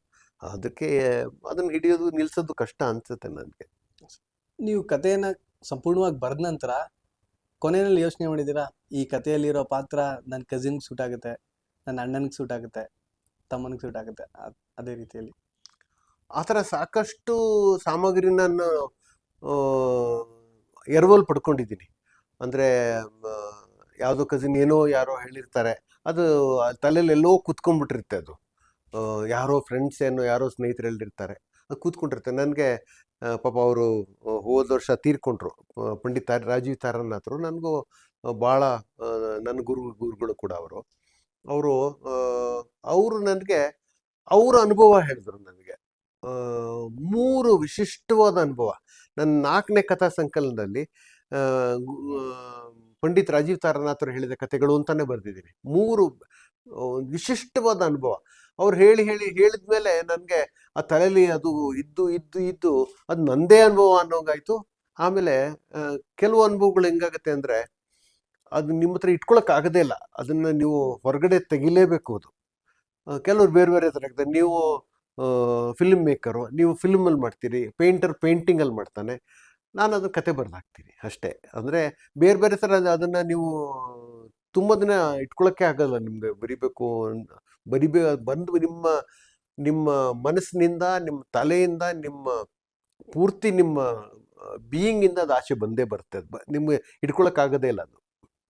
ಕತೆ ಸೃಷ್ಟಿಯಾಗೋದು ಸರ್ ನಿಮ್ಮಲ್ಲಿ ಹೇಗೆ? ಅಂದರೆ ನೀವು ನೋಡಿದ್ದನ್ನ ನೀವು ಕಥಾ ರೂಪದಲ್ಲಿ ಬರೀತೀರಾ, ಇಲ್ಲ ಅಥವಾ ಕೇಳಿದ್ದನ್ನ ಕಥಾ ರೂಪದಲ್ಲಿ ಬರೀತೀರಾ, ಇಲ್ಲ ನಿಮ್ಮ ಯೋಚನೆಯಲ್ಲೇ ಅದೊಂದು ಪಾತ್ರ ಬಂದಿರುತ್ತೆ? ಕತೆಗಳು ಸೃಷ್ಟಿ ಆಗ್ಬೇಕಾದ್ರೆ ಆ, ನನ್ನ ವಿಮರ್ಶಕರು ನನ್ನ ಬಗ್ಗೆ ಏನೋ ಬರೀತಾ ಇವ್ರಿಗೆ ಸಾವು ತುಂಬ ಕಾಡುತ್ತೆ ಇವ್ರ ಕತೆಗಳಲ್ಲಿ ಅಂತ ಬರೆದಿದ್ರು. ಕುರಿತನಾಥ್ ಕುರ್ತಕೋಟಿಯವರು ನನ್ನ 2ನೇ ಕಥಾ ಸಂಕಲನಕ್ಕೆ ಮುನ್ನುಡಿ ಬರೆಯುವಾಗಲೂ ಇವರೆಲ್ಲ ವಯಸ್ಸಾದವರು ಮತ್ತು ಸಾವು ಇವ್ರಿಗೆ ಪದೇ ಕಾಡ್ತಾ ಇರುತ್ತೆ ಅಂತಂದ್ರು. ಕೆಲವು ಅನುಭವಗಳು ಆ ಥರ ಕಾಡ್ತಾ ಇರುತ್ತೆ ನಿಮಗೆ. ಅದನ್ನೇನು ಮಾಡೋಕ್ಕಾಗದೇ ಇಲ್ಲ. ಅದು ನೀವು ಕೇಳ್ಕೊಂಡು ಬಂದಿದ್ದಲ್ಲ. ನನ್ಗೆ ಇದು ಬಂದು ನನಗೆ ಕಾಡಬೇಕು, ಇದು ನನಗೆ ನನ್ನ ಅಫೆಕ್ಟ್ ಮಾಡಬೇಕು ಅಂತೆಲ್ಲ ನೀವು ಹೇಳ್ಕೊಳಕ್ಕಾಗೋದಿಲ್ಲ. ಒಂಥರದಲ್ಲಿ ಅನ್ಕಾನ್ಷಿಯಸ್ ಆಗುವಂಥ ಕ್ರಿಯೆ. ಆಮೇಲೆ ಯಾವುದೋ ಒಂದು ವ್ಯಕ್ತಿ ಎಲ್ಲೋ ಇರೋರು ಸುಮ್ಮನೆ ನೋಡಿದ್ರೆ ಸಾಕು, ಆ ಥರ ಯಾರೋ ಏನೋ ಹೇಳೋದು, ಅದು ನಿಮಗೆ ಕಾಡ್ತಾ ಹೋಗುತ್ತೆ ಅದು. ಆಮೇಲೆ ಅದು ಕತೆ ಟೈಮಲ್ಲಿ ಯಾವಾಗಲೂ ಬರುತ್ತೆ. ನನ್ನ ಒಂದು ಉದಾಹರಣೆ ನೀವು ಕೇಳಿದ್ದಂತ ಹೇಳ್ತೀನಿ. ನನ್ನ ಆತ್ಮೀಯ ಸ್ನೇಹಿತ, ಅವನು ಇಂಗ್ಲೀಷಲ್ಲಿ ಪದ್ಯಗಳು ಬರೀತಿದ್ದ. ಅವನು ಇವಾಗ ಮಲೇಷ್ಯಾಲಿದ್ದಾನೆ. ಅವನು ಯಾಕೋ ಎಷ್ಟು ಬಿಸಿಲಾಗಿತ್ತು ಅಂದರೆ ಅವನು ಅಸ್ಥಿನೂ ಹಲ್ಲು ಕಿರಿತಾ ಇತ್ತು ಅಂತ ಹೇಳಿದ್ದ ಅವನು. ನಂಗೊಂದು ಸೆಂಟೆನ್ಸ್ ಅದು ನನಗದು ಎಷ್ಟು ಇದು ಆಗಿದ್ದು, ಒಂದು 25 ವರ್ಷದ ಹಿಂದೆ ನೋಡಿ. ಅದನ್ನ ಇನ್ನೂ ಜ್ಞಾಪಕ ಇದೆ ನನಗೆ ಆ ಸೆಂಟೆನ್ಸು. ಅದು ಎಷ್ಟು ಕಾಡ್ತು ಅಂದರೆ ಅದ್ರ ಮೇಲೆ ಒಂದು ಕತೆ ಬರೆದೆ ನಾನು. ಆ ಸೆಂಟೆನ್ಸ್ ಉಪಯೋಗಿಸ್ಕೊಂಡೆ ನಾನು. ಆ ಥರ ನೀವು ಕತೆಗಾರರಾದರೆ ಅದನ್ನು ಕನ್ನಡದಲ್ಲಿ ಎರವಲು ತಗೊಳ್ಳೋದು ಅಂತಾರೆ. ಸುಮ್ಮನೆ ಎರವಲು ತಗೋತಾನೆ ಇರ್ತೀರಾ, ಅದು ನಿಮ್ಮದು ಮಾಡ್ಕೋತೀರಾ, ಆಮೇಲೆ ಅದು ಈಚೆ ಬರುತ್ತೆ. ಹಾಗೆ ಅದು ಕಂಟಿನ್ಯೂಸ್ ಪ್ರಾಸೆಸ್ ಅದು. ಹಾಗೆ ನಂದು ಇನ್ಯಾರೋ ಒಳ್ಳೆ ಕತೆಗಾರ ಅವ್ರು ತಗೋಬೋದು. ಅದು ನೀವು ಇಲ್ಲ ನಂದು ಅದು ಅಂತ ಹೇಳುವಂಗೆ ಇಲ್ಲ. ಎರವಲು ತಗೋತಿರ್ತೀರಾ, ಕೊಡ್ತಾ ಇರ್ತೀರಾ, ಹಾಗೆ ನಡೀತಾನೆ ಇರುತ್ತೆ ಪ್ರಾಸೆಸ್ ಅದು. ಸರ್, ಕನ್ನಡ ಭಾಷೆ ಅಂತ ಅನ್ನೋದು ನಿಮಗೆ ಭಾವನೆಯನ್ನ ಅಥವಾ ಅದೊಂದು ಮಾಧ್ಯಮನ? ನಾನು ಕನ್ನಡದಲ್ಲೇ ಕತೆಗಳು ಮತ್ತು ನಾಟಕ ಮತ್ತು ವಿಮರ್ಶೆನೂ ಬರೆಯೋದಿರೋದ್ರಿಂದ ಅದನ್ನು ನೀವು ತೀಕ್ಷ್ಣವಾದ ಭಾವನೆಯೇ ಅದು. ಅದು ತುಂಬ ಆಳವಾಗಿ ಇಳಿಯುವಂಥ ಭಾವನೆಯೇ. ಅಂದರೆ ಅದು ನಾನು ಕನ್ನಡದ ಲೇಖಕ ಆಗಿರೋದ್ರಿಂದ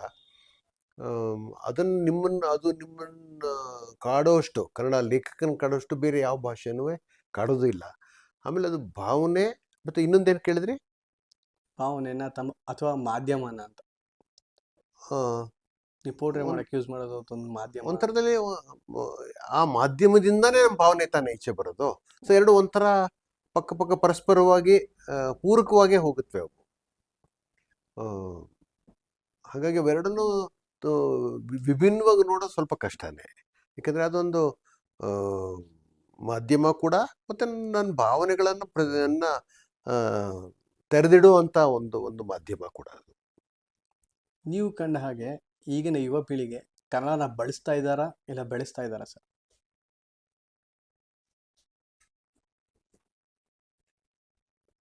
ಬಹಳ ತುಂಬ ಕಷ್ಟವಾದ ಪ್ರಶ್ನೆ ಅದು. ಆದರೆ ಏನಾಗ್ತಾ ಇದೆ ಅಂದರೆ ಇವಾಗ ಸಾಕಷ್ಟು ಬೇರೆ ಬೇರೆ ಕನ್ನಡಗಳು ಇವಾಗ ಕ್ರಿಯಾತ್ಮಕವಾಗಿ ಬರ್ತಾ ಇವೆ. ಮುಂಚೆ ಆದರೆ ಒಂದು ದರ್ಜೆಯ ಕನ್ನಡ ಮಾತ್ರದಲ್ಲಿ ಬರಿಬೋದು ಅನ್ನೋವಂಥ ಭಾವನೆ ಇತ್ತು. ಇವಾಗ ಈಗ ನನ್ನ ಸಾಕಷ್ಟು ಸ್ನೇಹಿತರು ದಲಿತ ಲೇಖಕರಿದ್ದಾರೆ. ಅವ್ರ ಉಪಯೋಗಿಸೋ ಭಾಷೆನೇ ಕನ್ನಡ, ಅವ್ರು ತರೋ ಅನುಭವನೂ ಕನ್ನಡ, ಬೇರೆನೇ ಕನ್ನಡ. ಅದು ತಮಾಷೆ ಏನಂದರೆ, ಇವರು ದೇವನೂರು ಮಹಾದೇವ್ ಒಂದು ಕುಸುಮ ಬಾಲೆ ಪ್ರಕಟ ಆದಾಗ ಚಂದ್ರಶೇಖರ್ ಪಾಟೀಲ್ರು ಇದು ಮುಂಚೆ ಕನ್ನಡಕ್ಕೆ ಅನುವಾದ ಮಾಡಬೇಕು ಅಂದರು.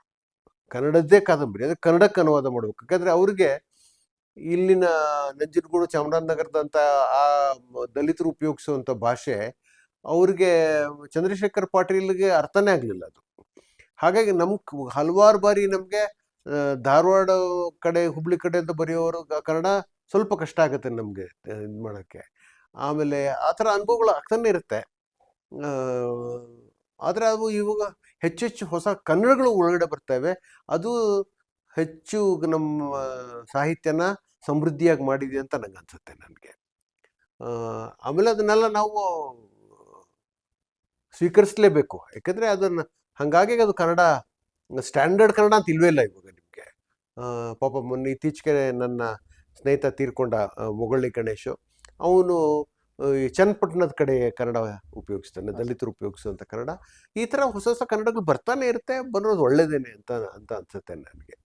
ನಾವು ಯಾವುದೋ ಒಂದು ಮುಂಚೆ ಒಂದು 50 ವರ್ಷದಿಂದ ಇದೇ ಸ್ಟ್ಯಾಂಡರ್ಡ್ ಕನ್ನಡದಲ್ಲಿ ಬರೀತಾ ಇದ್ರಲ್ಲ, ಆ ಥರ ಬರೆಯೋಕ್ಕೆ ಯೋಚನೆ ಮಾಡೋಕ್ಕೆ ಸಾಧ್ಯನೇ ಇಲ್ಲ. ಎಲ್ಲ ಬದಲಾಗ್ಬಿಟ್ಟಿದೆ, ತುಂಬ ಬದಲಾಗಿದೆ ಈಗ. ಇವರು ದೇವನೂರು ಮಾದೇವನ್ ಕುಸುಮ ಬಾಲೆ ಅಂತ ಕಾದಂಬರಿ ನೋಡಿ, ಅದ್ರ ಕನ್ನಡನೇ ಬೇರೆ. ಇದು ಅದ್ರದ ಒಡಲಾಳದಲ್ಲಿರೋ ಕನ್ನಡ ನೋಡಿ, ಅದೆಲ್ಲ ಬೇರೆ. ಮತ್ತು ಇವರು ಬರಿತಾ ಇದ್ದ ಕನ್ನಡ ನೋಡಿ, ಯಾರು ಮೊಗಳ್ಳಿ ಗಣೇಶ್ ಅಂತವರು, ಅಮರೇಶ್ ನುಗುಣೋಣಿ ಅಂತ ಹಂಪಿಲಿ ಇದ್ರು, ಅವ್ರು ಬರೆಯೋ ಕನ್ನಡ ಎಲ್ಲ ವಿಭಿನ್ನವಾಗಿದೆ. ಆದರೆ ಕೆಲವು ನನ್ನ ಸ್ನೇಹಿತರೊಬ್ಬರು ಅಮೆರಿಕಾದಲ್ಲಿ ಡಾಕ್ಟ್ರು, ತುಂಬ ಒಳ್ಳೆ ಕಥೆಗಳ ಕಾದಂಬರಿ ಬರೀತಾರೆ, ರಾಮ್ ಪ್ರಸಾದ್ ಅಂತ. ಅವ್ರು ಇನ್ನೂ ಮೈಸೂರಿನ ಅಚ್ಚ ಕನ್ನಡದಲ್ಲೇ ಬರೀತಾರೆ. ಅದು ಖುಷಿ ಕೊಡುತ್ತೆ. ಸೊ ನಿಮಗೆ ಯಾವುದು ನಿಮ್ಮ ಮನಸ್ಸಿಗೆ ತೃಪ್ತಿ ಕೊಡುತ್ತೋ, ಓದ್ಮೇಲೆ ಏನು ಸಂತೋಷ ಕೊಡುತ್ತೋ ಅಂಥ ಕನ್ನಡ ನಾವು ಸ್ವೀಕರಿಸಲೇಬೇಕು ಅಂತ ಅನಿಸುತ್ತೆ ನನಗೆ. ಈಗ ಯುವ ಪೀಳಿಗೆ ಉಪಯೋಗಿಸ್ತಾ ಇರೋ ಆಡೋ ಭಾಷೆನೇ ಬೇರೆ, ಹಾಡೋ ಭಾಷೆನೇ ಬೇರೆ. ಅಂದರೆ ಕನ್ನಡದಲ್ಲಿ ನಾವು ಮಾತನಾಡ್ತೇವೆ, ಬಟ್ ಆಡೋ ಭಾಷೆ ಎಲ್ಲ ತಮಿಳ್ ತೆಲುಗು ಸಾಂಗನ್ನು ಆಡ್ತೀವಿ. ಅಂದರೆ ಕನ್ನಡನೂ ಕೂಡ ಅದೇ ರೀತಿ ಎಲ್ಲರೂ ಮನಸ್ಸನ್ನು ಮುಟ್ಟಬೇಕು ಅಂತಂದರೆ ನಾವು ಏನೇನು ಓದಿದ್ರೆ ಖುಷಿಯಾಗಿರ್ತೀವ, ಇಲ್ಲ ಯಾವುದನ್ನಾದ್ರೂ ನೋಡಿದ್ರೆ ಖುಷಿಯಾಗಿರ್ತೀವ. ಯಾಕೆಂದರೆ ನಮ್ಮ ಸುತ್ತಮುತ್ತಲಿನ ಪರಿಸರದಲ್ಲಿ ಇರೋವಂಥ ವ್ಯಕ್ತಿಗಳೆಲ್ಲ ಅದೇ ರೀತಿನೇ ಆಗಿದ್ದಾರೆ. ಪ್ಯಾನ್ ಇಂಡಿಯಾ ಅಂತ ಕನ್ನಡದಲ್ಲಿ ಬಂದಾಗಿಂದ ಎಲ್ಲರೂ ಎಲ್ಲ ಭಾಷೆಯನ್ನು ಅಡಾಪ್ಟ್ ಮಾಡ್ಕೊಂಡಿದ್ದಾರೆ. ಯಾಕೆಂದರೆ ಈಗ ಒಬ್ಬ ಕನ್ನಡಿಗನ ಹತ್ರ ಹೋಗಿ ನೀವು ತೆಲುಗುಲಿ ಮಾತಾಡಿದ್ರೆ ಅವ್ನು ತೆಲುಗುಲೇ ಮಾತಾಡ್ತಾನೆ, ತಮಿಳಲ್ಲಿ ಮಾತಾಡಿದ್ರೆ ಅಟ್ಲೀಸ್ಟ್ ಟ್ರೈ ಮಾಡ್ತಾನೆ ಅವನು ತಮಿಳಲ್ಲಿ ಮಾತಾಡೋದಕ್ಕೆ.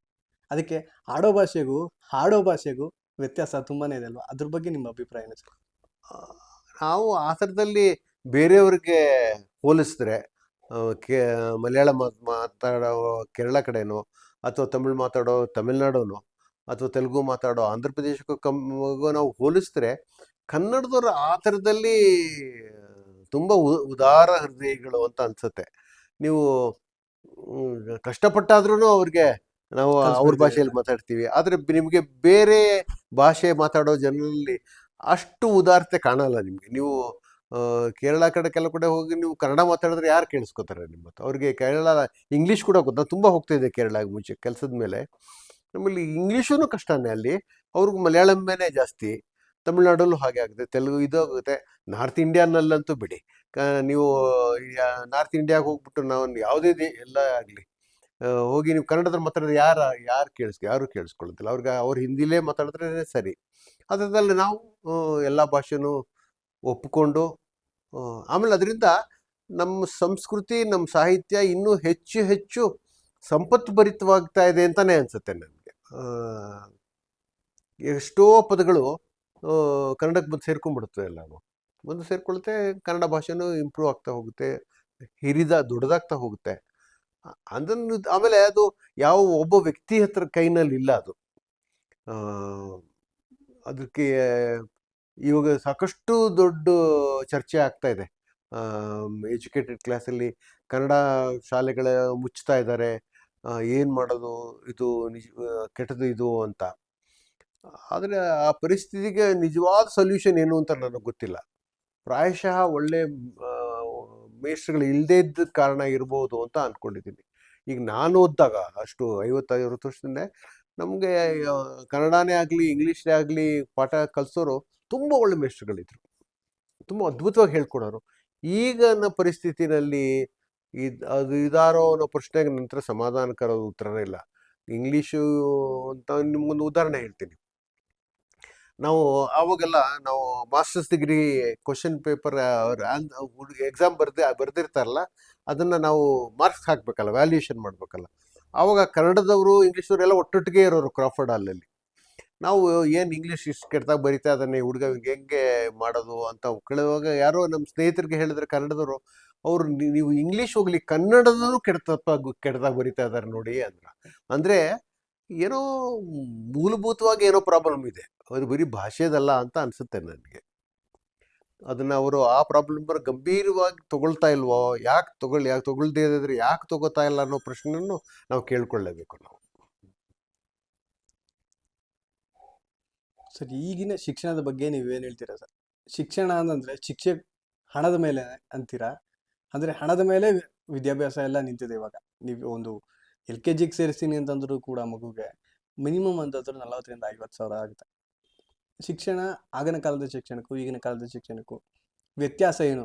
ಇದೊಂದು ಬಂದ್ರೆ ಶಿಕ್ಷಣದಲ್ಲಿ ಸಂಪೂರ್ಣವಾಗಿ ಬದಲಾವಣೆ ಆಗುತ್ತೆ ಅಂದ್ರೆ ನಿಮ್ಮ ಅಭಿಪ್ರಾಯ ಏನು? ಅಲ್ಲ, ನೀವು ಹೇಳಿದ್ರೆ ನಿಜ. ಯಾಕಂದ್ರೆ ಎಷ್ಟು ವಾಣಿಜ್ಯೀಕರಣ, ಕಮರ್ಷಿಯಲೈಸೇಷನ್ ಆಗ್ಬಿಟ್ಟಿದೆ ಅಂದ್ರೆ, ನಿಮಗೆ LKGಗೂ ಹೆಚ್ಚು ಕಡಿಮೆ ಕೆಲವು ಸ್ಕೂಲಲ್ಲೂ 1,1 ಲಕ್ಷ ರೂಪಾಯಿ ತಗೋತಾರೆ LKGಗೂ ಕೂಡ. ಆಮೇಲೆ ಅವರು ಅದಕ್ಕೆ ಅನುಗುಣವಾಗಿ ಚಿಕ್ಕ ಮಕ್ಕಳಿಗೆ ಕಂಪ್ಯೂಟರ್ ಕೊಡೋದು ಅದಿದು ತಪ್ಪೋದು. ಯಾಕಂದ್ರೆ ಮಕ್ಕಳ ಮೇಲೆ ಕಂಪ್ಯೂಟರ್ ಎಲ್ಲ ಅವ್ರ ಮನಸ್ಸನ್ನೆಲ್ಲ ಸರಿ, ಅದು ತುಂಬಾ ಅಫೆಕ್ಟ್ ಮಾಡುತ್ತೆ ಅದು. ಆದ್ರೆ ಅವ್ರು ಏನೋ ಅವ್ರಿಗೆ ಒಂದು ಫ್ಯಾಷನಬಲ್ ಆಗ್ಬಿಟ್ಟಿದೆ ಅದು.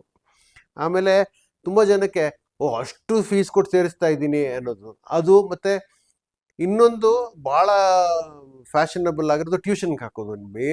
ಬೇಡದೇ ಇರಲಿ, ಈಗ ಟ್ಯೂಷನ್ ಹೋಗದಿರೋ ಮಕ್ಕಳೇ ಕಮ್ಮಿ. ಶಾಲೆಗೆ ಹೋಗ್ತಾರೋ ಇಲ್ಲೋ ಗೊತ್ತಿಲ್ಲ, ಬಟ್ ಟ್ಯೂಷನ್ಗಂತೂ ಹೋಗೇ ಹೋಗ್ತಾರೆ. ಆ ಥರ ಸ್ಥಿತಿ ಒಂದು 20-25 ವರ್ಷದಿಂದ ಆಗ್ಬಿಟ್ಟಿದೆ ಅದು. ಆಮೇಲೆ ಅದು ನೀವು ನಿಮ್ಮ ಪ್ರಶ್ನೆ ಸೂಚನೆ ಮಾಡ್ದಂಗೆ ತುಂಬಾ ವಾಣಿಜ್ಯೀಕರಣ ಆಗಿದೆ. ಅದನ್ನ ಈಗ ನೋಡಿ, ನೀವು ಮೈಸೂರಿನಲ್ಲಿ ಸುಮಾರು 15ಕ್ಕೂ ಹೆಚ್ಚು ಇಂಜಿನಿಯರಿಂಗ್ ಕಾಲೇಜ್ ಇದೆ. ಎಲ್ಲ ಒಳ್ಳೊಳ್ಳೆ ಸ್ಕೂಲ್ಗಳೆಲ್ಲ, ದೊಡ್ಡ ದೊಡ್ಡ ಶಾಲೆಗಳೆಲ್ಲ ಮೈಸೂರಲ್ಲಿದೆ. ಈಗ ಮೈಸೂರಿನಲ್ಲಿ ಒಂದು ಡೆಲ್ಲಿ ಪಬ್ಲಿಕ್ ಸ್ಕೂಲ್ ಇದೆ, ನ್ಯಾಷನಲ್ ಪಬ್ಲಿಕ್ ಸ್ಕೂಲ್ ಇದೆ. ಈ ಡೆಲ್ಲಿ ಪಬ್ಲಿಕ್ ಸ್ಕೂಲ್ ಯಾಕೆ ಮೈಸೂರವರೆಗೂ ಬಂತು? ಇಲ್ಲೇ ಸಾಕಷ್ಟು ವಿದ್ಯಾಸಂಸ್ಥೆಗಳೆಲ್ಲ ಇವೆ, ಒಳ್ಳೊಳ್ಳೆ ಸಂಸ್ಥೆಗಳು ಇವೆ. ಆದರೆ ಸಾಕಷ್ಟು ಜನ ಇರೋ ಪೇರೆಂಟ್ಸು ಅಲ್ಲಿ ಮಕ್ಕಳನ್ನ ಹಾಕಕ್ಕೆ ಇಷ್ಟಪಡ್ತಾರೆ. ಅಷ್ಟು ಫೀಸ್ ಕೊಟ್ಟರು, ಅಷ್ಟು ಫೀಸಿಂದ ಅವ್ರಿಗೆ ಪ್ರಯೋಜನ ಆಗುತ್ತೋ ಇಲ್ವೋ, ಅದರಿಂದ ದುಷ್ಪರಿಣಾಮಗಳಾಗ್ಬಿಡುತ್ತೋ ಏನೋ ಇಲ್ವೋ, ನನಗಂತ ದೊಡ್ಡ ಅನುಮಾನ ಇದೆ. ಆ ಥರದಲ್ಲಿ ಹೆದರಿಕೆನೂ ಇದೆ ಈಗ. ಏಕೆಂದರೆ ವೃತ್ತಪತ್ರಿಕೆಗಳಲ್ಲಿ ನೋಡಿದ್ರೆ ಎಷ್ಟೆಷ್ಟು ಹುಡುಗರು ಬೇರೆ ಬೇರೆ ಇದರಿಂದಾಗಿ ಈಗ ಡ್ರಗ್ ದಾಂಧಲೆ ಜಾಸ್ತಿ ಆಗ್ತಾ ಇದೆ ಅಂತ ಪೇಪರ್ಗಳೆಲ್ಲ ಬರ್ತಾ ಇದೆ. ಈ ತುಂಬಾ ದುಡ್ಡು ಕೊಟ್ಟು ಸೇರುವಂಥ ಸ್ಕೂಲ್ಗಳಲ್ಲಿ ಆ ಥರ ಪ್ರಾಬ್ಲಮ್ ಇದೆಯಾ ಅಂತ ಒಂದೊಂದ್ಸಲ ಹೆದರಿಕೆ ಆಗುತ್ತೆ ನನಗೆ. ಎಲ್ಲರೂ ಹಳ್ಳಿಯಿಂದ ದಿಲ್ಲಿಯೆಡೆಗೆ ಅಂತ ನೋಡಿದ್ದೇನೆ.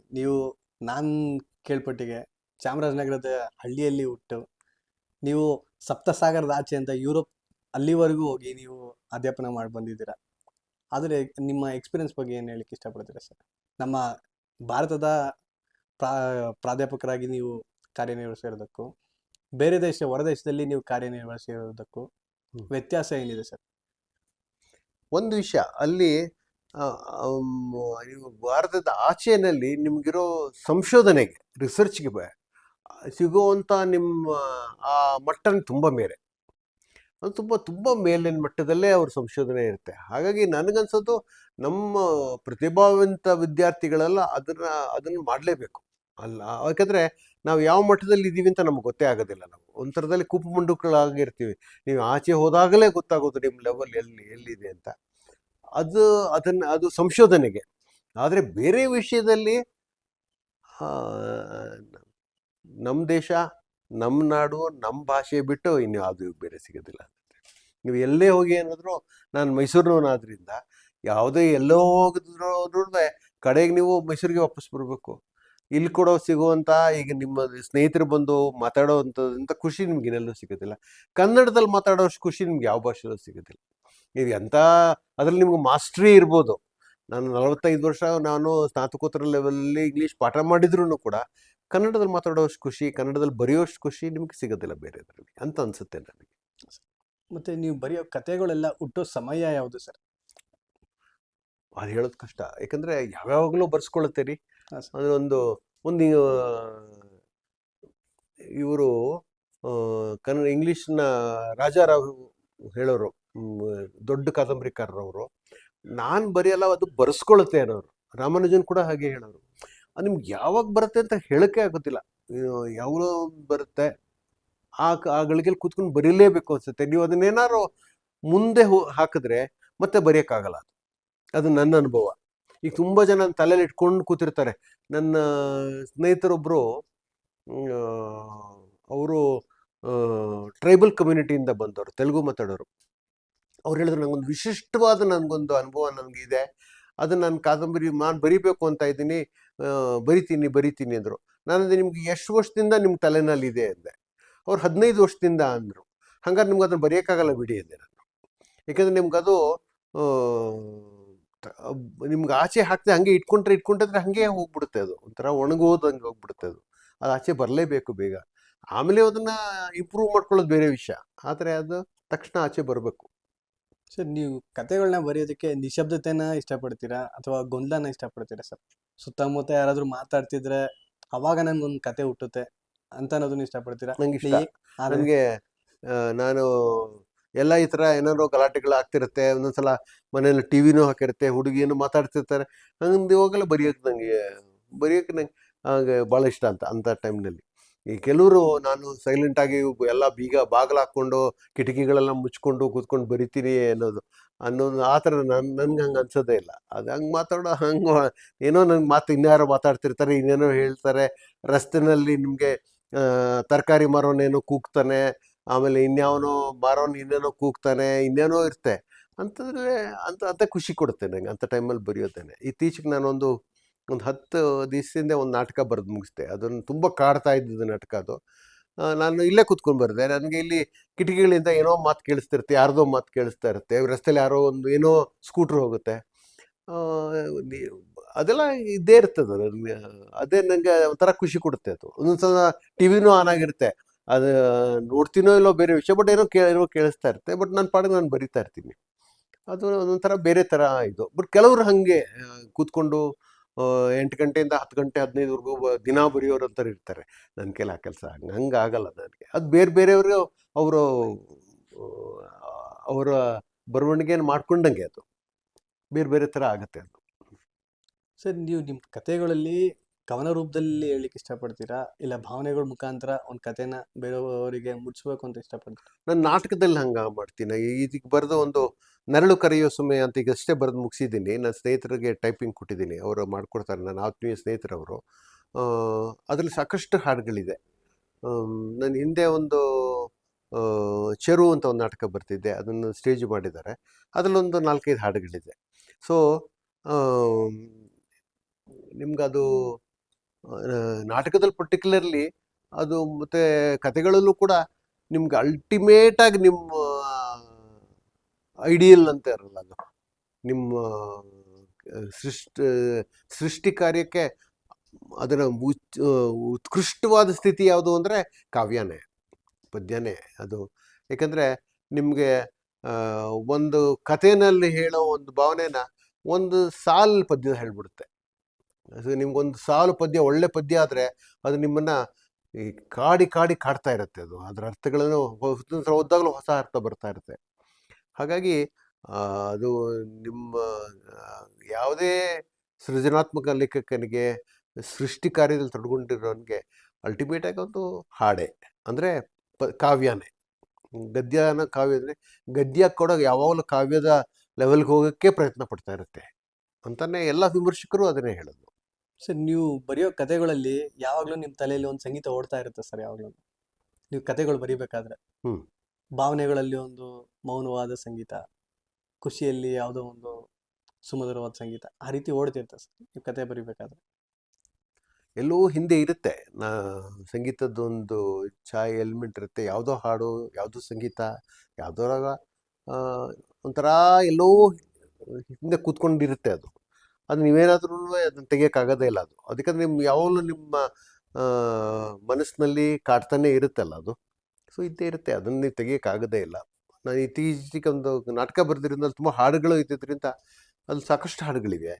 ಹಾಗಾಗಿ ಅದು ಆ ಕಾವ್ಯ ನಿಮಗೆ ಕಾಡ್ತಾನೆ ಇರುತ್ತೆ. ಅದು ಕಾಡದೇ ಇದ್ರೆ ಅದಂಥದ್ದು ಒಳ್ಳೆ ಬರವಣಿಗೆ ಆಗೋದೇ ಇಲ್ಲ ಅಂತ ನನ್ನ ವೈಯಕ್ತಿಕವಾದ ಅನುಭವ. ನೀವು ಬರೆದಿರೋ ಯಾವುದಾದ್ರೂ ಕತೆ ಸಿನಿಮಾ ಆಗಿದೆಯಾ ಸರ್? ಹ್ಮ್. ಯಾವುದಾಗಿದೆ ಸರ್? ಆ, ನನ್ನ ಸ್ನೇಹಿತರು ಸುರೇಂದ್ರನಾಥ್ ಅಂತಿದ್ದಾರೆ. ಹಾಂ ಸರ್. ಅವರು ಹೈದರಾಬಾದಲ್ಲೂ ಇದ್ರು, ಈಗ ಮತ್ತೆ ಬೆಂಗಳೂರಿಗೆ ಬಂದಿದ್ದಾರೆ. ರಂಗಶಂಕರದಲ್ಲಿ ಕೆಲಸ ಮಾಡ್ತಾರೆ. ಹಾಂ ಸರ್. ಅವರು ನಂದೊಂದು ಆವಾಗ ಮಯೂರದಲ್ಲಿ ತಿಂಗಳ ಕತೆ ಅಂತ ಒಂದು ಅವಾರ್ಡ್ ಕೊಡೋರು. ನಂದೊಂದು ಕತೆ ಅತೀತ ಅಂತ ಒಂದು ಅವಾರ್ಡ್ ಬಂತು. ಆಗ ಅವರೊಂದು ತುಂಬ ಅದ್ಭುತವಾದ ಒಂದು ಸಿನಿಮಾ ಮಾಡಿದ್ರು. ಅದರ ಸುರೇಂದ್ರನಾಥ್ ಅಂತಿದ್ದಾರೆ, ಬೆಂಗಳೂರಲ್ಲಿ ರಂಗಶಂಕರಲ್ಲಿದ್ದಾರೆ, ಮಾಡಿದ್ದಾರೆ ಅದನ್ನು. ಅದ್ರ ಟಿ ವಿಲಿ ತುಂಬ ಸಲ ಬಂತು. ಆದರೆ ದುರಾದೃಷ್ಟವಶಾತ್ ನಂಗೆ ಅದ್ರದ್ದು ಇದಿಲ್ಲ, CD ನಂತರ ಇಲ್ಲ. ಕೇಳೋಣ ಅಂತ ಅಂದ್ಕೊಂಡಿದ್ದೀನಿ.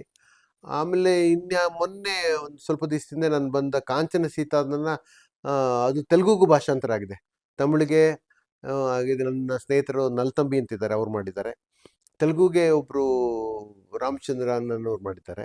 ಇಂಗ್ಲೀಷ್ಗೆ ನಾನು ಇನ್ನೊಬ್ಬರು ಹೈದರಾಬಾದ್ ಪ್ರೊಫೆಸರ್ ಮೋಹನ್ ರಾಜ್ ಅಂತ ಮಾಡಿದ್ದಾರೆ. ಯಾರೋ ಅವ್ರು ಹೇಳಿದ್ರು ತೆಲುಗಿನಲ್ಲಿ ಯಾವುದೋ ಒಂದು ಸಿನಿಮಾ ಆಗಿದೆ, ಅದನ್ನು ಏನು ಥ್ಯಾಂಕ್ ಯು ಅಂತ ಯಾವುದೋ ಒಂದು ಸಿನಿಮಾ, ಅದರಲ್ಲಿ ಎಲ್ಲ ಇದೇ ಥರ ಇದೆ ನೋಡಿ ಅಂದರು. ನಾಗ ಚೈತನ್ಯ ಅವ್ರದ್ದು ಸಿನಿಮಾ. ಅದು ನನಗೆ ಗೊತ್ತಿಲ್ಲ, ಯಾಕಂದರೆ ಅವರು ನನ್ನನ್ನು ಏನು ನನಗೆ ಗೊತ್ತೇ ಇರಲಿಲ್ಲ. ನಾನು ತೆಲುಗು ಸಿನಿಮಾ ನೋಡ್ದೇನೆ ಇರೋದ್ರಿಂದ ಅದು ಹೆಂಗೋ ಮಾಡಿದ್ದಾರೆ ಅಂತ ನನಗೆ ಅದ್ರ ಡೀಟೇಲ್ಸ್ ಗೊತ್ತಿಲ್ಲ. ಆದರೆ ಹಿಂಗಾಗಿದೆ ನೋಡಿ ಅಂದರು. ನಿಮಗೆ ಪ್ರಶಂಸೆ ಸಿಕ್ಕ ಕತೆ ಅಥವಾ ಕಾದಂಬರಿ, ಮೊದಲನೇ ಕತೆ ಕಾದಂಬರಿ ಯಾವುದು ಸರ್? ಈ ಕತೆ ಓದಿದಾಗ ನಂಗೆ ತುಂಬ ಇಷ್ಟ ಆಯಿತು ಅಂತ ಹೇಳಿದಂಥ ಕತೆ. ನಂದು ಮೊದಲನೇ ಕಥಾ ಸಂಕಲನದ ಹೆಸರು ಭೂತ ಕನ್ನಡಿಯಿಂದ. ಎರಡನೇದು ಸಂಬಂಧಗಳು ಮತ್ತು ಇತರ ಕಥೆಗಳು. ಅದರ ಅನಂತಮೂರ್ತಿಯವ್ರಿಗೆ ಭಾಳ ಪ್ರಿಯವಾದ ಕತೆ ಅದು. ಅವರು ಅವಾಗ ರುಜುವಾತು ಅಂತ ಒಂದು ಇದನ್ನು ಜರ್ನಲ್ ಎಡಿಟ್ ಮಾಡ್ತಾಯಿದ್ರು. ಅವರು ಅವರೇನೇನೆ ಅಂಥ ದೊಡ್ಡ ಇದು ಕಾದಂಬರಿಕಾರರವರು ಈ ಕತೆ ನಾನು ಪಬ್ಲಿಷ್ ಮಾಡ್ತೀನಿ ಅಂತ ಮಾಡಿದರು. ಅವ್ರಿಗೆ ತುಂಬ ಇಷ್ಟ ಆದ ಕತೆ. ಆ ಕತೆ ತುಂಬ ಜನಕ್ಕೆ ಇಷ್ಟ ಆಗಿದೆ. ಅಂದರೆ ಕೀರ್ತನಾಥ್ ಕುರ್ತಕೋಟಿಯವರು ತುಂಬ ಇಷ್ಟ ಆಯಿತು ಅದನ್ನು. ಹಾಗಾಗಿ ಅವರು ಮನೋಹರ ಗ್ರಂಥಮಾಲಾದವರು ಸಂಬಂಧಗಳು ಮತ್ತು ಇತರ ಕಥೆಗಳು ಅಂತಲೇ ಅದಕ್ಕೆ ಟೈಟಲ್ ಕೊಟ್ಟು ಆ ಕಥಾ ಸಂಕಲನ ಎರಡನೇದು ಪಬ್ಲಿಷ್ ಮಾಡಿದ್ರು ಅದನ್ನು. ಸರ್, ನೀವು ನಿಮ್ಮ ಮಕ್ಕಳಲ್ಲಿ ನಿಮ್ಮದೇ ಆದ ಲೇಖಕರನ್ನ ನೋಡಿದ್ದೀರಾ ಸರ್ ಯಾವಾಗಾದ್ರೂ? ನಿಮ್ಮ ಮಕ್ಕಳು ಯಾವುದಾದ್ರೂ ಕತೆ ಹೇಳಿದ್ದು ನಿಮ್ಮಿಂದ ಇನ್ಸ್ಪೈರ್ ಆಗೋರು ಏನಾದರೂ ಯಾವ್ದಾದ್ರು ಕತೆ ಕಾದಂಬರಿ ಬರೆದಿರೋದಿದೆಯಾ? ಅಂದರೆ ಬೇರೆ ಲೇಖಕರು? ಇಲ್ಲ ಸರ್, ನಿಮ್ಮ ಮಕ್ಕಳು ಯಾವುದಾದ್ರೂ ಹೇಳಿದಾರಾ? ಅವ್ರು ಹೇಳಿದ ಯಾವುದೋ ಒಂದು ಕತೆ ನಿಮಗೆ ತುಂಬ ಇಷ್ಟ ಆಗಿದೆಯಾ? ಇಲ್ಲ ಅವ್ರಿಗೆ ಆಸಕ್ತಿ ಇದೆ ಸರ್ ನಿಮ್ಮ ಮಕ್ಕಳಲ್ಲಿ ಕೂಡ? ಇಬ್ಬರು ಆಸಕ್ತಿ, ತುಂಬ ಓದ್ತಾರೆ. ಆದರೆ ನನ್ನ ಮೊದಲನೇ ಮಗ ಪೇಂಟರ್, ಅವನು ತುಂಬ ಪೇಂಟ್ ಮಾಡೋನು. ಅದು ನಂಗೆ ಸಾಕಷ್ಟು ನನಗೆ ಉತ್ತೇಜನ ಕೊಡ್ತಾಯಿತ್ತು ಪೇಂಟಿಂಗಲ್ಲೇ. ಆದರೆ ನಿಮಗೆ ಕಾದಂಬರಿ ಬರ್ದಂಗೆ, ಯಾಕಂದರೆ 3 ಗಂಟೆ ಒಟ್ಟಿಗೆ ಕೂತ್ಕೊಂಡು ಪೇಂಟ್ ಮಾಡಬೇಕಲ್ಲ. ಕತೆ ಏನಾದರೆ ಒಂದು ಅಷ್ಟು ಟೈಮು ನೀವು ಕಳೆಯಲ್ಲ, ನಿಮ್ಗೆ ತಲೆ ಕಾಡ್ತಾ ಇರುತ್ತೆ. ಅದು ಕಾಡಿ ನಿಮ್ಗೊಂದು 25 ನಿಮಿಷದಲ್ಲಿ ಒಂದು ಕತೆ ಬರಿಬೋದು, ಒಂದು ಅರ್ಧ ಗಂಟೆ ಆಗ್ಬೋದು. ಅಂದರೆ ಪೇಂಟಿಂಗ್ ಕಾದಂಬರಿ ಬರ್ದಂಗೆ 3-4 ಗಂಟೆ ಕೂತ್ಕೊಂಡು ಇದು ಮಾಡಬೇಕು. ಆಮೇಲೆ ಪೇಂಟಿಂಗ್ನಲ್ಲಿ ನಿಮಗೆ ನಿಜವಾದ ಪೇಂಟರು ಅವನ ಮನಸ್ಸಲ್ಲೇನೋ ಇರುತ್ತೆ, ಈ ಬಣ್ಣ ಹಿಂಗೆ ಮಾಡಿದ್ರೆ ಈ ಥರ ಮಿಕ್ಸ್ ಮಾಡಿದ್ರೆ ಹಿಂಗೆ ಬರುತ್ತೆ ಅಂತ ಬಣ್ಣ. ಅದು ಭಾಳ ಇಂಟ್ರೆಸ್ಟಿಂಗ್ ಆದ ಫಿನಾಮಿನ. ನನ್ನ ಮಗ ಪೇಂಟ್ ಮಾಡೋಕೆ ನಾನು ಅದು ಎಲ್ಲ ಯೋಚನೆ ಮಾಡ್ತಾ ಇದ್ದೆ, ಎಷ್ಟು ಚೆನ್ನಾಗಿ ಬೇರೆ ಪೇಂಟ್ ನಿಮ್ಗೆ ಅದು ಇಲ್ಲಿ ಬಿಳಿ ಇರುತ್ತೆ, ಇಲ್ಲಿ ಕೆಂಪು ಇರುತ್ತೆ, ಅವ್ರು ಇನ್ನೇನೋ ಬಣ್ಣ ತರ್ತಾರೆ ಅದು ಮಿಕ್ಸ್ ಮಾಡಿಬಿಟ್ಟಲ್ಲ.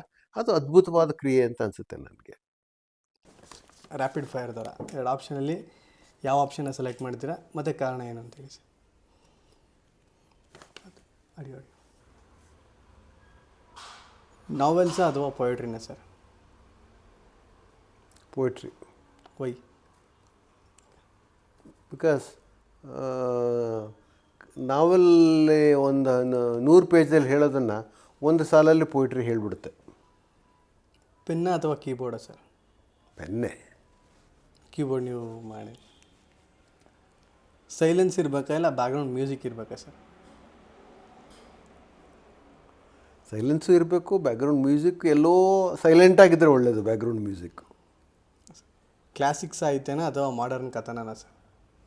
ಕ್ಲಾಸಿಕ್ ನಡೆ.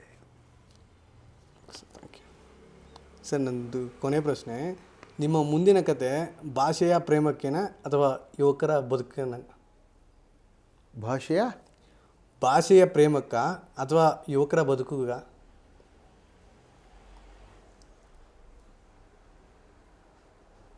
ಭಾಷೆಗೋಸ್ಕರನೇ ರೀ, ಏನು ಮಾಡಿದ್ರು ಭಾಷೆಗೋಸ್ಕರ ತಾನೇ. ಕೊನೆಯದಾಗಿ ನಿಮ್ಮ ಓದುಗರಿಗೋಸ್ಕರ ನೀವು ಹೇಳಬೇಕಾದ ಒಂದು ಹೃದಯ ಸ್ಪರ್ಶಿ ಸಾಲು ಸರ್. ದಯವಿಟ್ಟು ಕೈಯಲ್ಲಿ ಪುಸ್ತಕ ಇಟ್ಕೊಂಡು ಓದಿ, ಅದಕ್ಕಿಂತ ನಿಮ್ಗೆ ಒಳ್ಳೆ ಅನುಭವ ನಿಮ್ಗೆ ಯಾವುದೂ ಸಿಗೋದಿಲ್ಲ. ಸರ್, ನಿಮ್ಮ ಅಮೂಲ್ಯ ಅನುಭವಗಳು ಮತ್ತು ಜ್ಞಾನವನ್ನು ನಮ್ಮೊಂದಿಗೆ ಹಂಚಿಕೊಂಡಿದ್ದಕ್ಕೆ ಹೃತ್ಪೂರ್ವಕ ಧನ್ಯವಾದಗಳು ಸರ್. ನಮಸ್ಕಾರ. ಮತ್ತು ನಿಮ್ಮ ಮಾತುಗಳು ಭಾಷೆ ಕೇವಲ ಸಂವಹನ ಅಲ್ಲ, ಅದು ಭಾವನೆ, ಗುರುತು ಮತ್ತು ಪರಂಪರೆ ಎಂಬುದು ನೆನಪಿನಲ್ಲಿರ್ತದೆ. ಮತ್ತು ನಮ್ಮ ಬೆಳವಣಿಗೆ ಇಂತಹ ಪ್ರೇರಣಾದಾಯಕ ಸಂಭಾಷಣೆಗಳಿಗೆ ನಮ್ಮೊಂದಿಗೆ ಇರಿ.